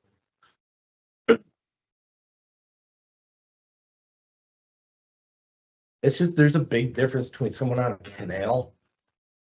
And someone on, like, look at the difference between this view of this lake and then I'm in these trees. I don't even get sun back there. Like, you can't suntan, you can't really swim. You have to go to your buddy's house to use the water. I'm like one house away from not even having a lake. You're not having a dog. I have a dock. You have to go outside for the boat. 'Cause you can't, it's only like 10 feet across where my frontage is. So I have to like, I pull out on the neighbor's land, in front of the neighbor's land, not my own. The 7528 Elk Drive. That's a large acreage parcel that's not even on the water at all, correct? I'm not really sure. Did I give those? Yeah, you did. Oh, did I? You know, I had so many that I found better ones later that it was like, You got another comp here, 7301 Sweetwater Drive. It too is not on the water at all. you know, really? I gave you bad ones because I found other ones later that were more like it. But disregard my original comps and look around the lake. It's crazy, like I was looking at the assessments. It's like there's gorgeous homes that are twice as good on the main body. Their assessments at 450. Like, it's just, I didn't really understand how I'm that much higher than everybody else, and it's not that great. No place. Nice because I go across the street to my buddy's house. He's got the lake frontage.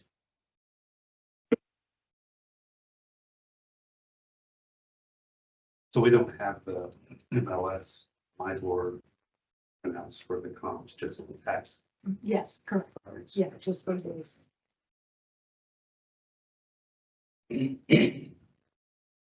Are you familiar with the house at 7324 Kiwi Drive? Never heard Kiwi Drive. I'm not really. This is a house purchased in 2021 for $465,000. Mhm. Just prior to that, a few months earlier, had been purchased for $450,000. 2021, so that's 4 years, 3.5 years removed from the current assessment. Yeah. That house is basically the same size as your house, 1,468 square feet. And it sold for $316.54 a square foot, Yeah. When did it sell? 2021. Oh, okay. So if you was to add 5 or 10%, we're looking at probably at least today's market, 525 or so for that house. Is it on the canal? It just says on water, I don't know There's exactly. a few- It's a comp that you Yeah. provided. Sorry, disregard all my comps. I honestly was just learning at that point. So I just look at all the homes in a canal. Like that's the big difference. And it seems like the market is cooling right now too. There's, like I was saying, the gorgeous home at 6323 Antelope. She listed at 550. It's bigger. It's not even on the canal. It's like on a nice open canal. She pulled it off after she had like nobody looking at it. It was at 550. She gives a 4-bedroom too. That's the 6323 Antelope. But she doesn't have the 3-foot deep canal problem like I do. So if you was to adjust that one, which is basically the only on-water sale of the comparable size that he has in here, to today's market, they paid approximately $360 per square foot. And if you look at the subject property, just based on the sale price, not making any adjustment for the personal property,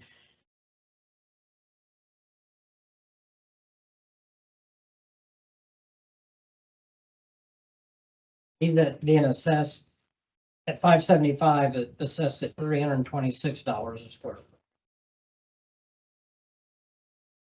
Big difference. 357 versus 326. He's on the water and I'm on a canal. It's almost like I should pull someone that almost doesn't have the water, like just a huge difference. The unusable water where these guys have the view and the water you can go in. I just know I can't sell the house in the fives. It's not gonna happen.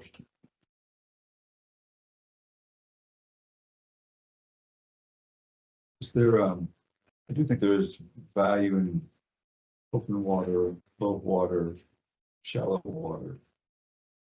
And we're in that process, but I don't know where these properties are. I've got the GIS map here, but I can't figure out which property it is. Mine? Yeah, that's, I can that show you shows the, mine. the dark outline would be. Yeah, that I know it property. is. The comps. The comp, the one Right. comp that's on the water.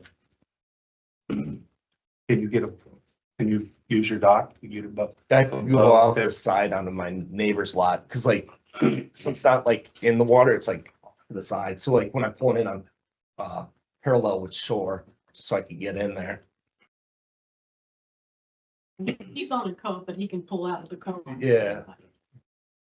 And which property was the one that's on the water?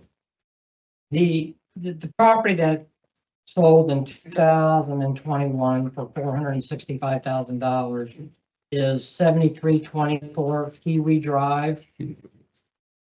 And it too is at the very end or the back end of a cove, a very shallow cove. That cove is, I just lost it 1 second here.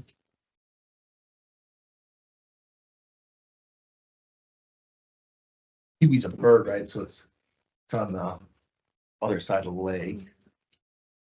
The And I distance. think it's like alphabetical order there too. Trying to map down, but. Just the ones.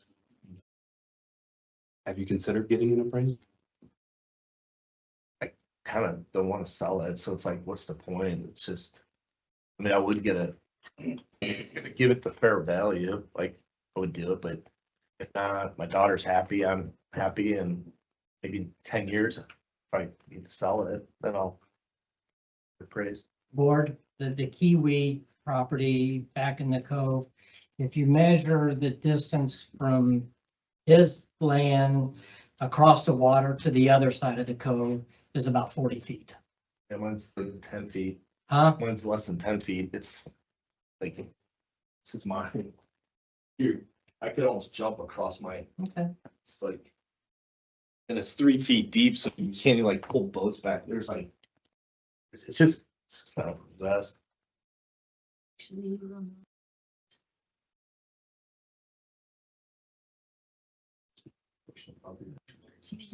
Yeah.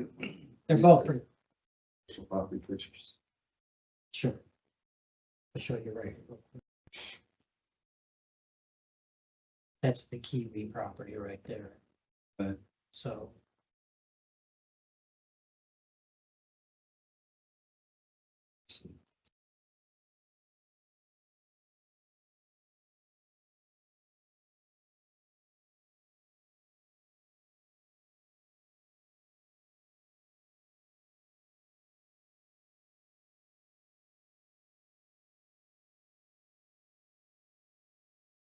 So the actual sales price was 75? 575. Yeah.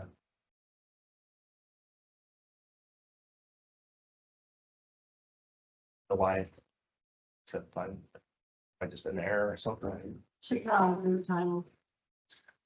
Yeah. Yeah. Apparently it was based on the original purchase Yeah. agreement, and then, there was an adjustment made. They didn't adjust the paperwork. They'd done it ahead of time. So that's what So you're they paying didn't them to adjust do it. is pay for whatever, right? And they're getting it wrong. It's just like my real, I still can't believe, she was so nice and now she's like ghosting me. It's crazy. Your real estate agent probably should have contacted you. Seems like everybody's just so busy that But just,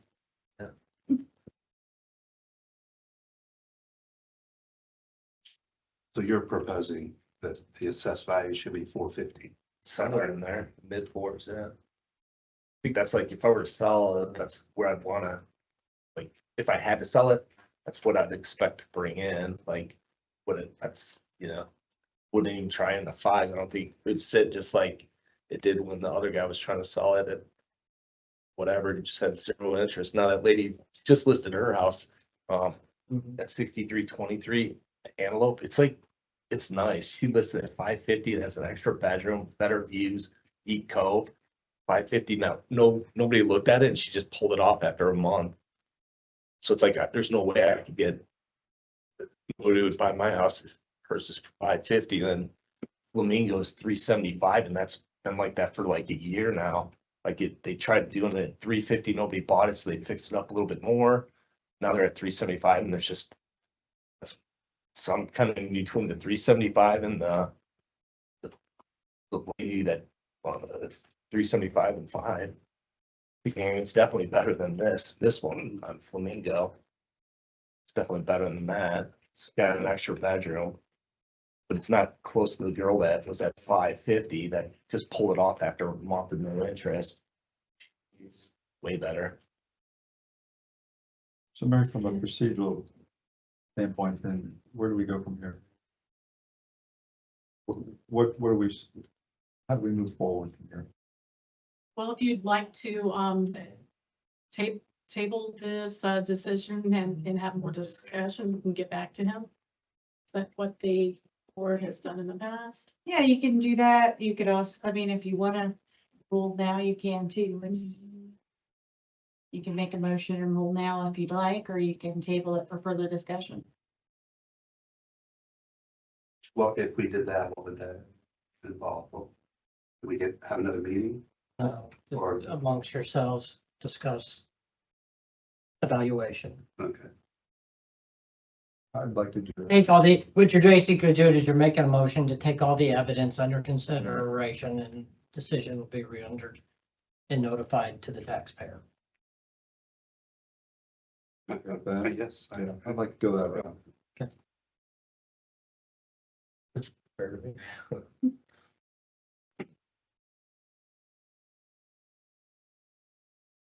Yeah, you'll be notified of the decision and once it's made and your rights, depending on whether you agree with that decision or not. Yeah, I saw Where you go you from there. included the whole Beetle thing or whatever, like how to do all that stuff. You can have all these, just go pinch them. Do we keep that? What's that? Do we keep the pictures? I'm throwing them away if not. Yeah, Technically, anything that you present in front of the board is to be submitted as evidence and retained by the board.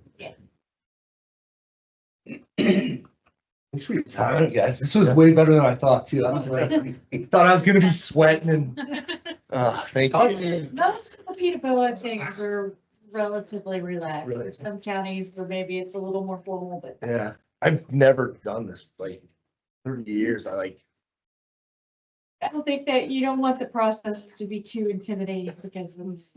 Yeah. And if it makes you feel any better, I still get nervous when I don't even speak Really? that much.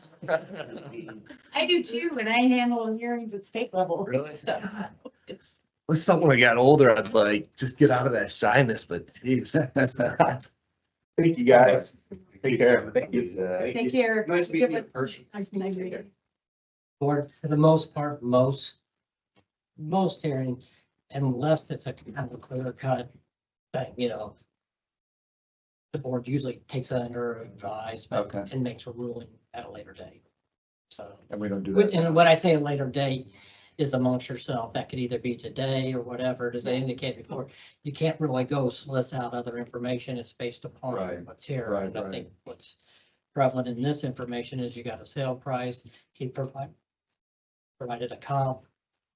Yeah. And So that's what's to the, be taken into consideration. and I can't go through because are we okay on time on having some conversation on this, or do we need to table this for later? Mary, are we on a timeline? Yes, Okay. I we're would, behind. I would just clarify, decisions need to be made at a public, it has to, the decision has to be made in the open where the public can attend. So it's not like we can close out of a meeting and then you make the decision. I mean, we can table it to a future meeting date, but because you're making a decision, it has to be in a forum that is open to the public. Yeah, Do so in that. other words, before you recess today, if you'd like to go back, make a decision, it can go on the record that, if you choose to do it that way. Table this from now and go on to the next one.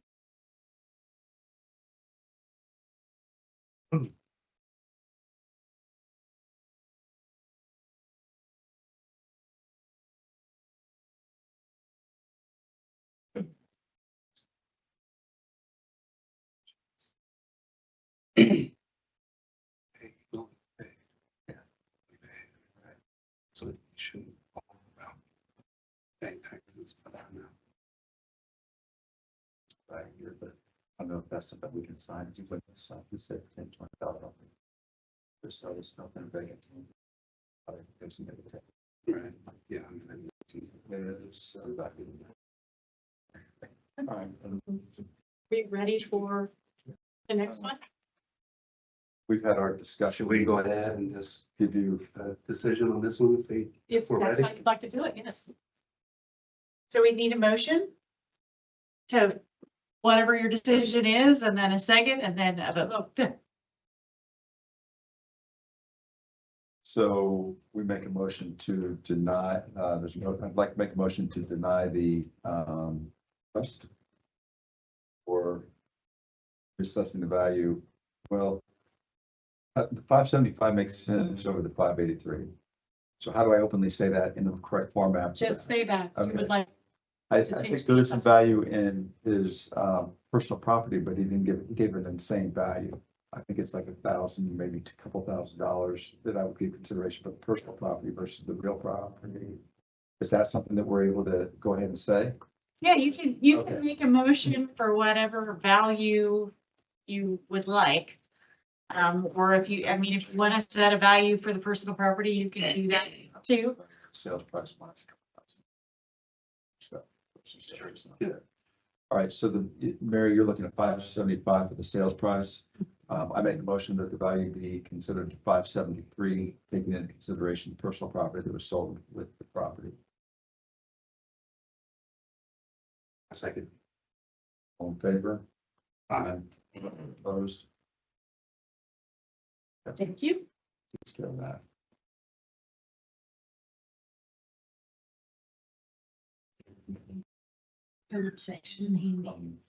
Lyle, I apologize for the delay, but we're ready for you.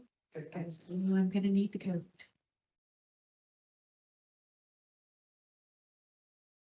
Sorry for the delay on that, just didn't know the procedures on it. No, But You guys are doing great. just get it done.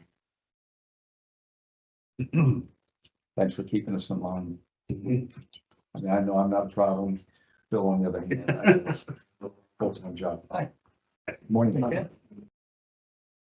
Here? I think Yes, sir. technically- Yeah, that's fine. That's comfortable for you. Yeah. I could stand back there if you want. COVID's going around again, do you know that? Thank you. Nursing homes in Columbus have it. I think you know all of that. Yeah. I'm Mary Miller, the Yeah. assessor. This is Kate Engel and Ken Service from Nexus said- SPD. I came when I came in. We have two new board members this year. Yeah, I know, We they look have, different. Bill Shively and Tom Endicott. Hi, guys. Good morning. I'm Milo Smith from Columbus, Nice to meet you. and we're trying to get some assessment reductions on a residential lot for Joe Munson. You need to read anything into record or anything before I start? We Need to introduce everybody Yeah. and Is that? So the property is, well, the property owner's name is Joseph P. Munson. The address of the property is 7040 Drum Drive, Nineveh, Indiana. And the parcel number is 006-04330-00.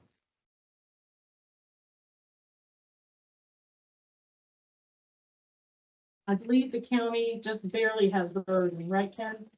I calculated at 5.02%. 5.2%.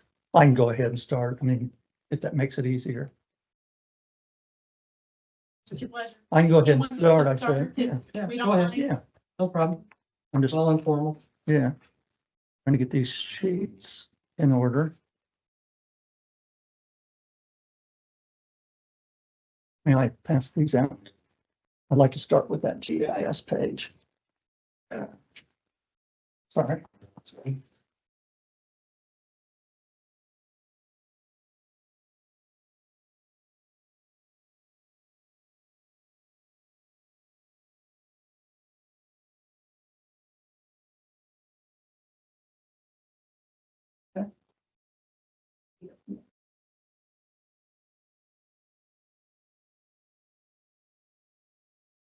So for me to start? Okay. You look at that GIS page, I put some white labels on them. And our parcel is the 397.9 highlighted in yellow, it should be. And the property next to us is this is land values only, 279,700. And there's some type of a site value on that, on the card. And then there's another parcel, and these other parcels have better view and they have deeper water off the shoreline. And you can see that gray area. And I contacted GIS and they couldn't tell whether that was because it was showing the soil and the water was low, but said this was a spring picture, so it shouldn't have been low. And I'm going to reference that in a minute. The parcels above it too, let me get to those first. The one on the above at 4039 has a lot better view and more frontage out viewing more of the water. And it also has an elevation of 257 feet, while ours is 350. So when you're on our lot, you go down a steep embankment, almost 80 feet before you get to the water. So it makes it, he's got stairs and stuff to get to the water. And when he pulls his boat up to the shore, the front part of his boat is on dirt. And it goes back, it's a 19-foot boat. And when he goes back to the end, it's about 8 foot deep. I believe all of those things affect value of lots.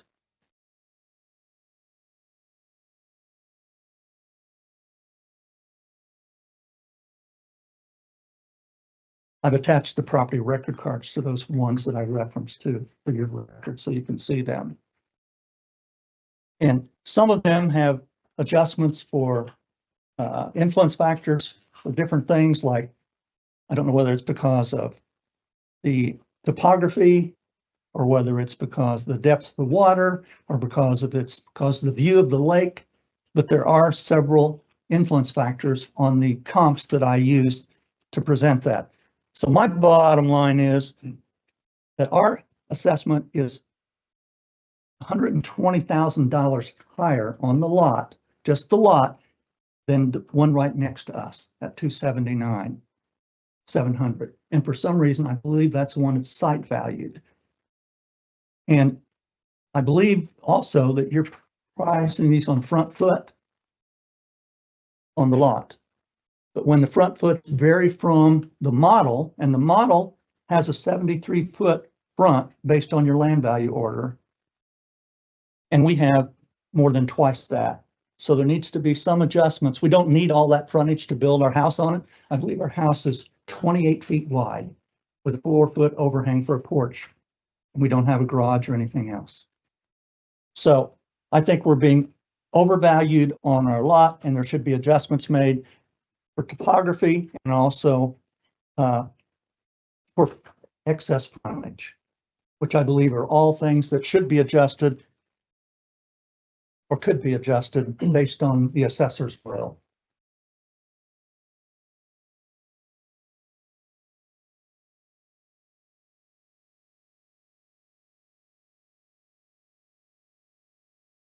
So the average lot in this neighborhood, 706-5010, is 73 feet of frontage, and the depth is 179. So if you look at the frontage, the average lot should be valued at $248,200. based on the land value order. We have excess frontage and I'm wanting, and I think it would be appropriate to have a deduction for excess frontage. That's all I have.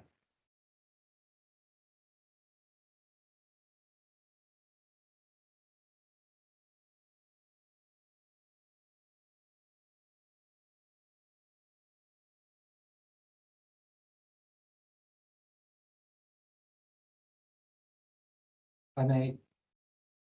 You're done, Miles? Yeah, I said I'm finished. Thank you. Thanks for asking, Ken. So board, Ken, for the record, Ken Surface Consultant to the county. Miles, based on the information, you're only contesting the land value. That's correct. You're not contesting the total value? I'm contesting the land value. But you're not contesting the total value. If the land value is corrected, the total value would go down, yes. But you're not presenting any evidence to say what the total value should be with land and improvements. I presented evidence of how land is assessed right next to ours and across the cove. If I understood you right, how did you come up with the 200 and whatever value? 248,000. If you look at the land valuation order, Yeah, the average lot width is 73 feet. If you take 73 times the 3,400, the sale price of the average lot is 200, or the value of the average lot is 248,200. I'll get it out in a minute. but that would be the only mathematical thing. You didn't actually look at all the lots and what their true value is on average. You just did a multiplication of 73 times the 3,400 and didn't review the actual AVs that were within the neighborhood, I correct? did review the actual AVs within the neighborhood. I did. You reviewed all 600? No, I did not review all 600. I'm presenting evidence based on these current assessed values on land. And the records, the rules are real clear that you make adjustments for excess frontage to lots. And the land value order that you guys published has the average lot is 73 feet and ours is twice that. And therefore there should be an adjustment to the. And where does it say that in the manual? The only adjustment that gets applied on front footage is based upon the depth factor. No. Yes, it is. You asked me a question. Influence factors are to be applied, and it's in the manual on page 32, I believe. It's on page. Glad you asked that. I wasn't.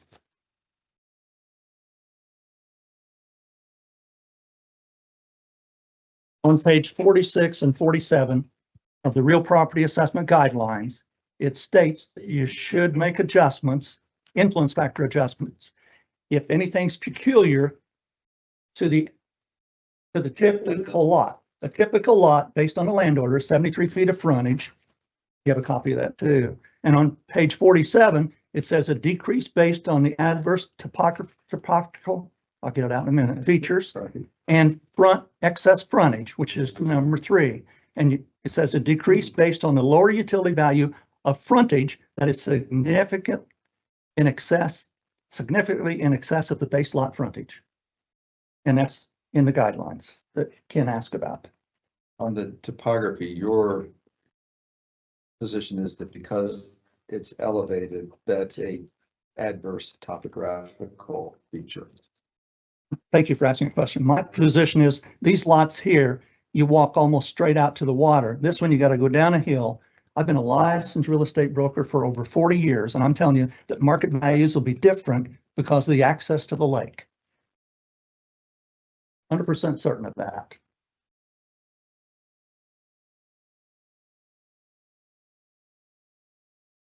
So did that answer your question about the guideline? I see it. Okay, thank you.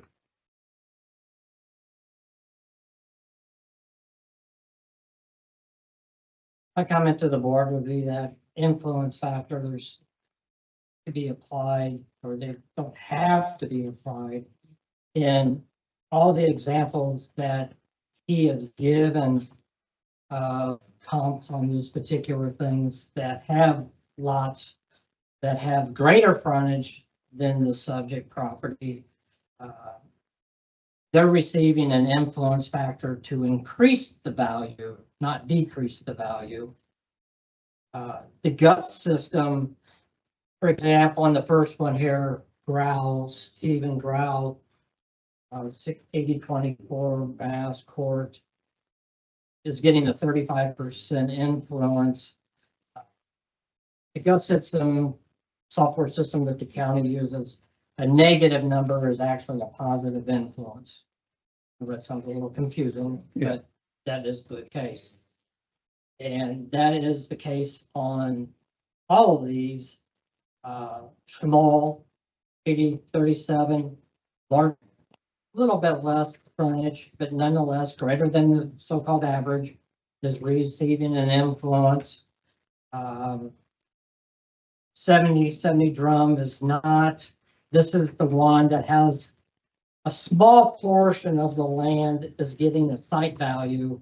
The vast majority of the property is receiving on a front footage basis. There is a small 0.212 acres that's receiving a high value, and it had to do with the overall shape of the lot, I'm assuming. I can't say that for specific without doing further research. Corbett 7070 drum is not receiving any influence, and it too is larger than the subject property. 7119 drum is receiving a influence to increase the value, and it's a little bit smaller than the subject property. When the petitioner appealed the property, we looked at other sales in the area. There were no adjustments to this property in terms of its effective age, its grade, size, or anything like that. All the increase was based strictly on sales that occurred in the area. And if you look within your packet,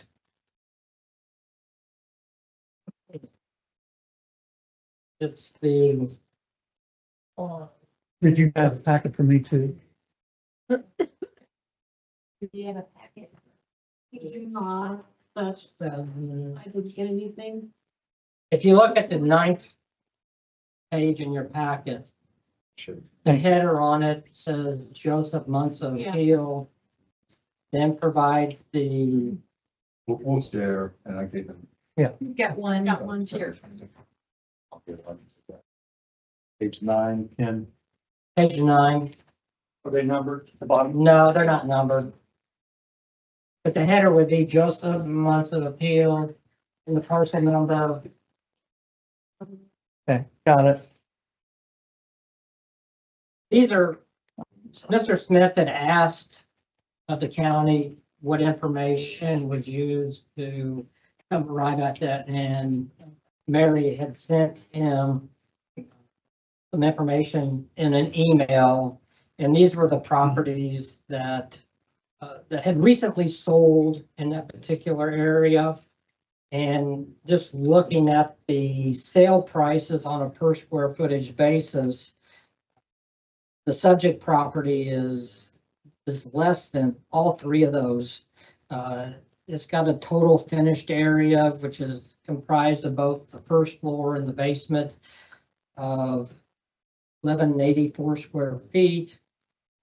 Its assessment per square footage calculates out to be $526.35.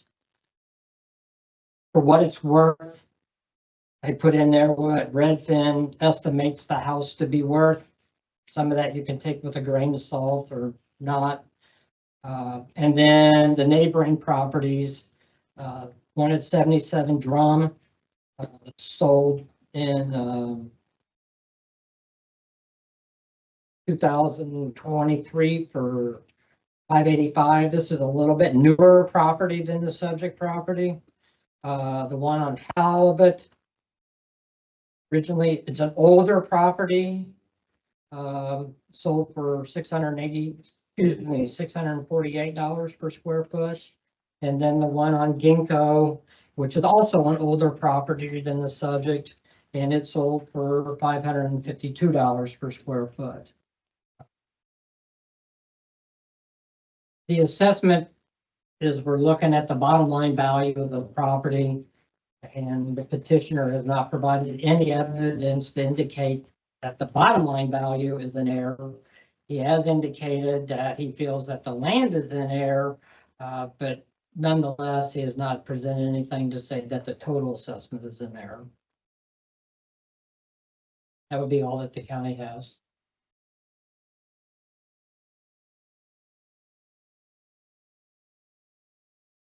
And out of the neighboring properties,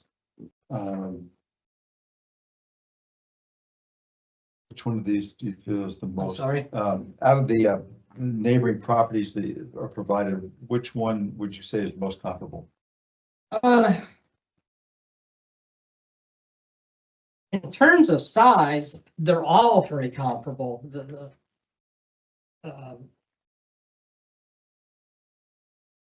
The newer property is probably the closest in size. It's obviously right next, very close to the subject property. So the water is going to be pretty equal.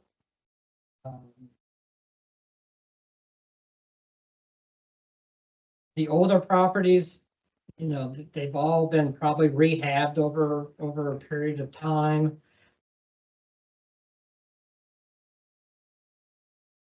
But nonetheless, all three of them have sold for more than what the subject property is on a per square footage basis. May I ask a quick question? Where's that 77 on this GIS that I showed you? Where's it located? Is it like I'll have to three look it up. properties away? 7070, is that the Yeah, one you that's, asked? that's the one you have, yeah, on your, Look it up. I yeah, don't. thank you.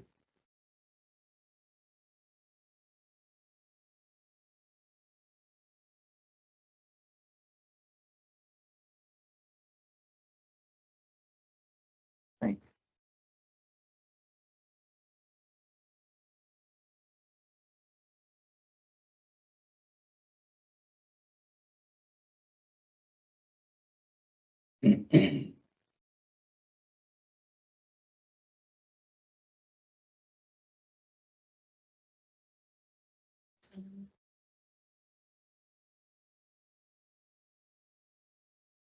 I believe. It's right, it's the one, it's on, it's identified as 279.7 on my GIS, right? I just pulled up the property record myself. I'm sorry? I just pulled up 77 Uh-huh. and it is the one that I have identified as 279.7 AV. That's what I would concur, yes. And it sold for 615. So why is there such a difference if we're basing them on sale prices?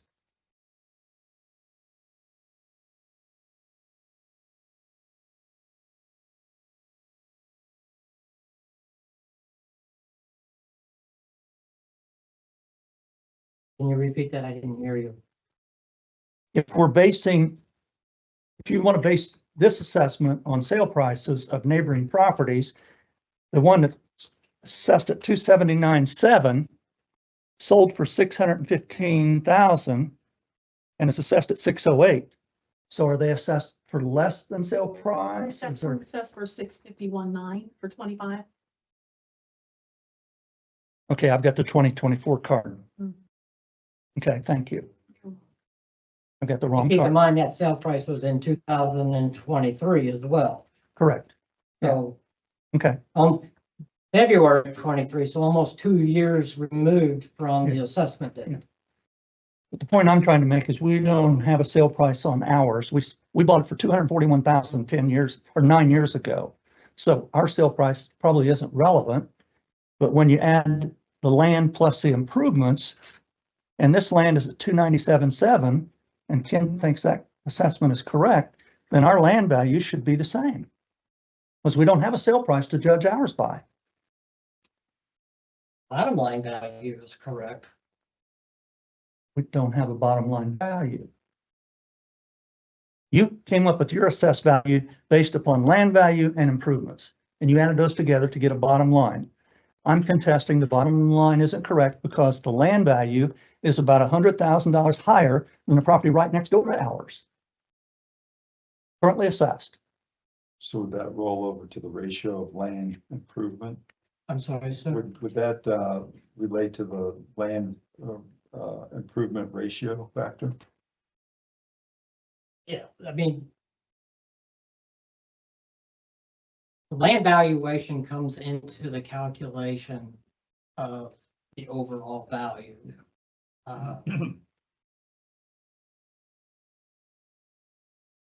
The petitioner has demonstrated nothing that says what his land value is accurate or inaccurate. He's also not demonstrated anything to indicate that the total value is in error. The county has provided the board with sales on a per square footage basis that are similar right next door. The petitioner just indicated that he feels that that sale price is correct. It'd be the county's position that the valuation does not need to be changed. And on the, just from make sure I understand correctly, on the influencing code factors, the excess frontage, it only speaks about being a decrease, but it can actually be an increase. A negative, I'm sorry to Yeah. answer for you. A negative influence factor actually increases the value. So It's the opposite. if I have more lakefront frontage, I'm probably worth a little bit more than something that's smaller, therefore that would be an increase. Right. I believe further to that remark here. Yeah. If it has more than the typical frontage and the typical 73, so you don't add 3,400 for the additional that you don't need to build a house on. Does that make sense? Well, I understand what you're saying, but from a real estate sales value point, I'm asking. Yeah. You're decreasing, your position is to decrease the position based on the elevation of the property because you feel like that's a negative influence on the value of the property. But on the width of it, Right. you're asking for it to have a decrease in value because we don't need that much. We don't need that much, and therefore 3,400 base rate shouldn't be applied to the additional 73 feet of frontage that we don't need. But need and whether it's a plus or a minus are two different things. Is that fair? And plus, we're also referring to lake property. I don't disagree that maybe the overall average frontage within all the Sweetwater and all 600 and some parcels that are on the lake of 73 feet. I'd have to recalculate to make sure. I don't disagree. That's what the land order says. But that's encompassing things that are not only on the point, as well as things back in the code as well.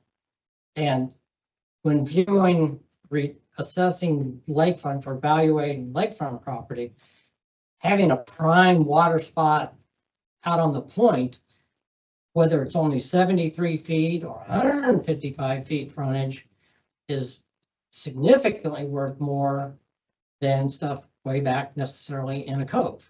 I agree. And then when you get into the cove, it not only becomes being in a cove, which some people prefer. We've done enough studies on there that there isn't really a set trend. It also has to do with the depth of the cove, etc. So for Mr. Smith, just to argue that the land order says it's 73 feet and he's above that, he deserves a negative influence. There's no merit to that argument. Ken, I've got a couple questions for you. Greater lake frontage would increase the space for outdoor seating areas on the lake. Is that correct? Yes, It would also increase the space for a deck on the the lake. ability, not only for the space for the deck, but also what type of deck you can apply for a boathouse in this particular case, which the property does have. Do greater or larger lakefront views tend to sell more than smaller lakefront views? Yes. It's a preferred property. I don't have any other questions. Thank you. In closing, if I can, if you look at my GIS map, we're at 397, back in the cove where you have shallow water, out on the point, which is a preferred lot, is valued at 403,000, which is only $6,000 higher than ours. And the one above that is 346, and that's a superior lot to ours too. It's not in a cove, not with shallow water. And therefore, our assessment of 397.9 on the lot, on the land, needs to be adjusted because of all the factors I mentioned and the comparables above it and also to the right, which is also the 279.7 also has a better view of the lake. That's all. I might add something. It is well known and documented that the lines on the GIS map, especially up the lakes, are not accurate. So what you see and can measure according to the lines, they cannot be taken as true. Thank you, Mary. And that's why I made a special effort to talk to my client. And that's when he told me that the water, the front of his boat is on soil and the back is only 8 foot of water. So Do you know the last time it was dredged? no, and he doesn't either. So it hasn't been dredged in the last 10 years, I would assume. And board, I have one comment to the follow-up. Mr. Smith indicated the lot that was for 346. I'd like to also point out that it's smaller frontage and the depth of the lot is also smaller too. So the overall lot size is significantly smaller than the subject property. It's not just, it has to do with only just the frontage of the lot, but it also has to do with the depth of the lot as well.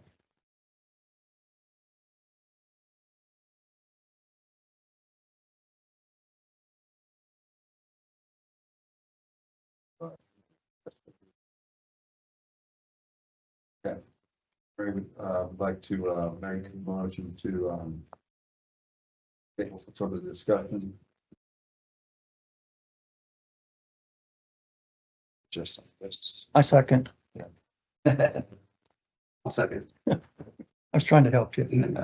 Appreciate it. No, I'm teasing. So what brings you guys here? You in the real estate business? Mary. Yes, we're both in the real estate business. You're an assessor in the real estate business, Mary, or not Mary, what's her name? Donna. Donna. Donna. Yeah. Don't tell her I forgot her name. She'll be calling me. Well, thanks, guys. Okay. That's your ink, I think. It's all good. Good to see Did everyone. you get my email about discovery request for Breeden? Mhm. I sent it a couple weeks ago. What you want? I sent you okay, well, Lots of. deadline's a couple weeks from today, so, okay. The same deadline will still apply though. No problem.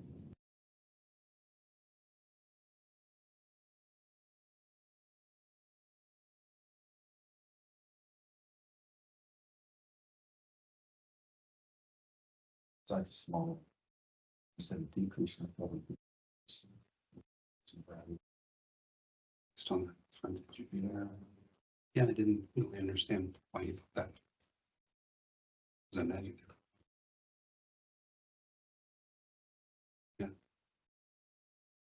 How much was he looking to? No, I don't, I was trying to find it. I mean, He didn't give us a figure. So, okay.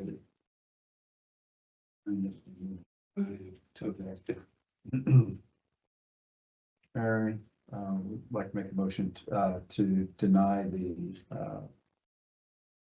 request for decreasing the assessed value of the land.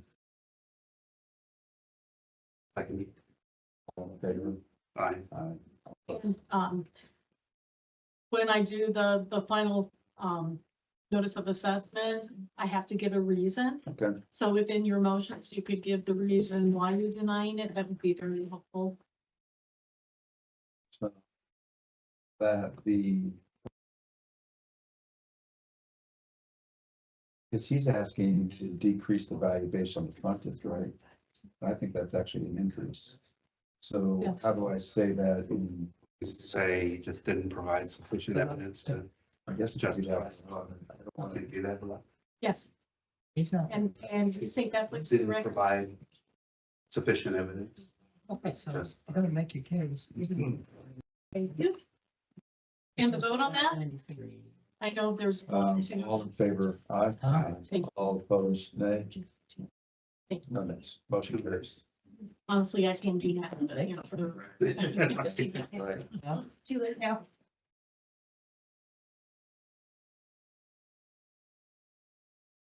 Mr. Chappelle is here.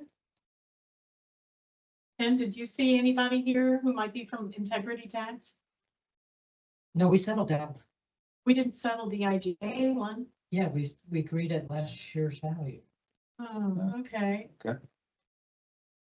Apparently I forgot that. Okay, well. We're done then. We're done? Hmm,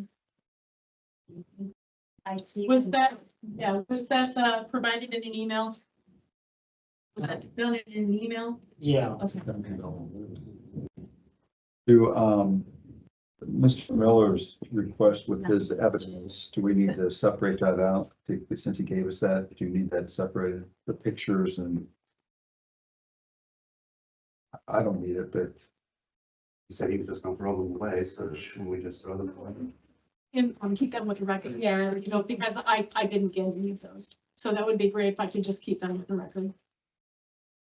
I was interested, I didn't know if it was an appropriate question to ask, but you know, you had the same agent that was on both sides of it. I'm wondering if he had signed sellers limited agency. Yeah, it was in It was, okay. And I wonder if he had a buyer agency agreement.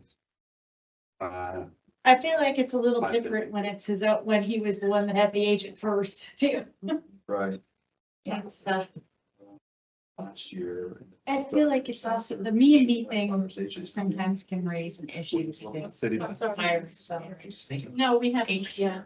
But in this case, it was his agent before it was the seller's agent, so. If there's no I think that. further business in front of the board, instead of adjourning the meeting, we typically will They- recess and reconvene then 573. for another. Oh, $2,000. Yeah. on another day. No change. Yes, and we do need to schedule another date. The calendars.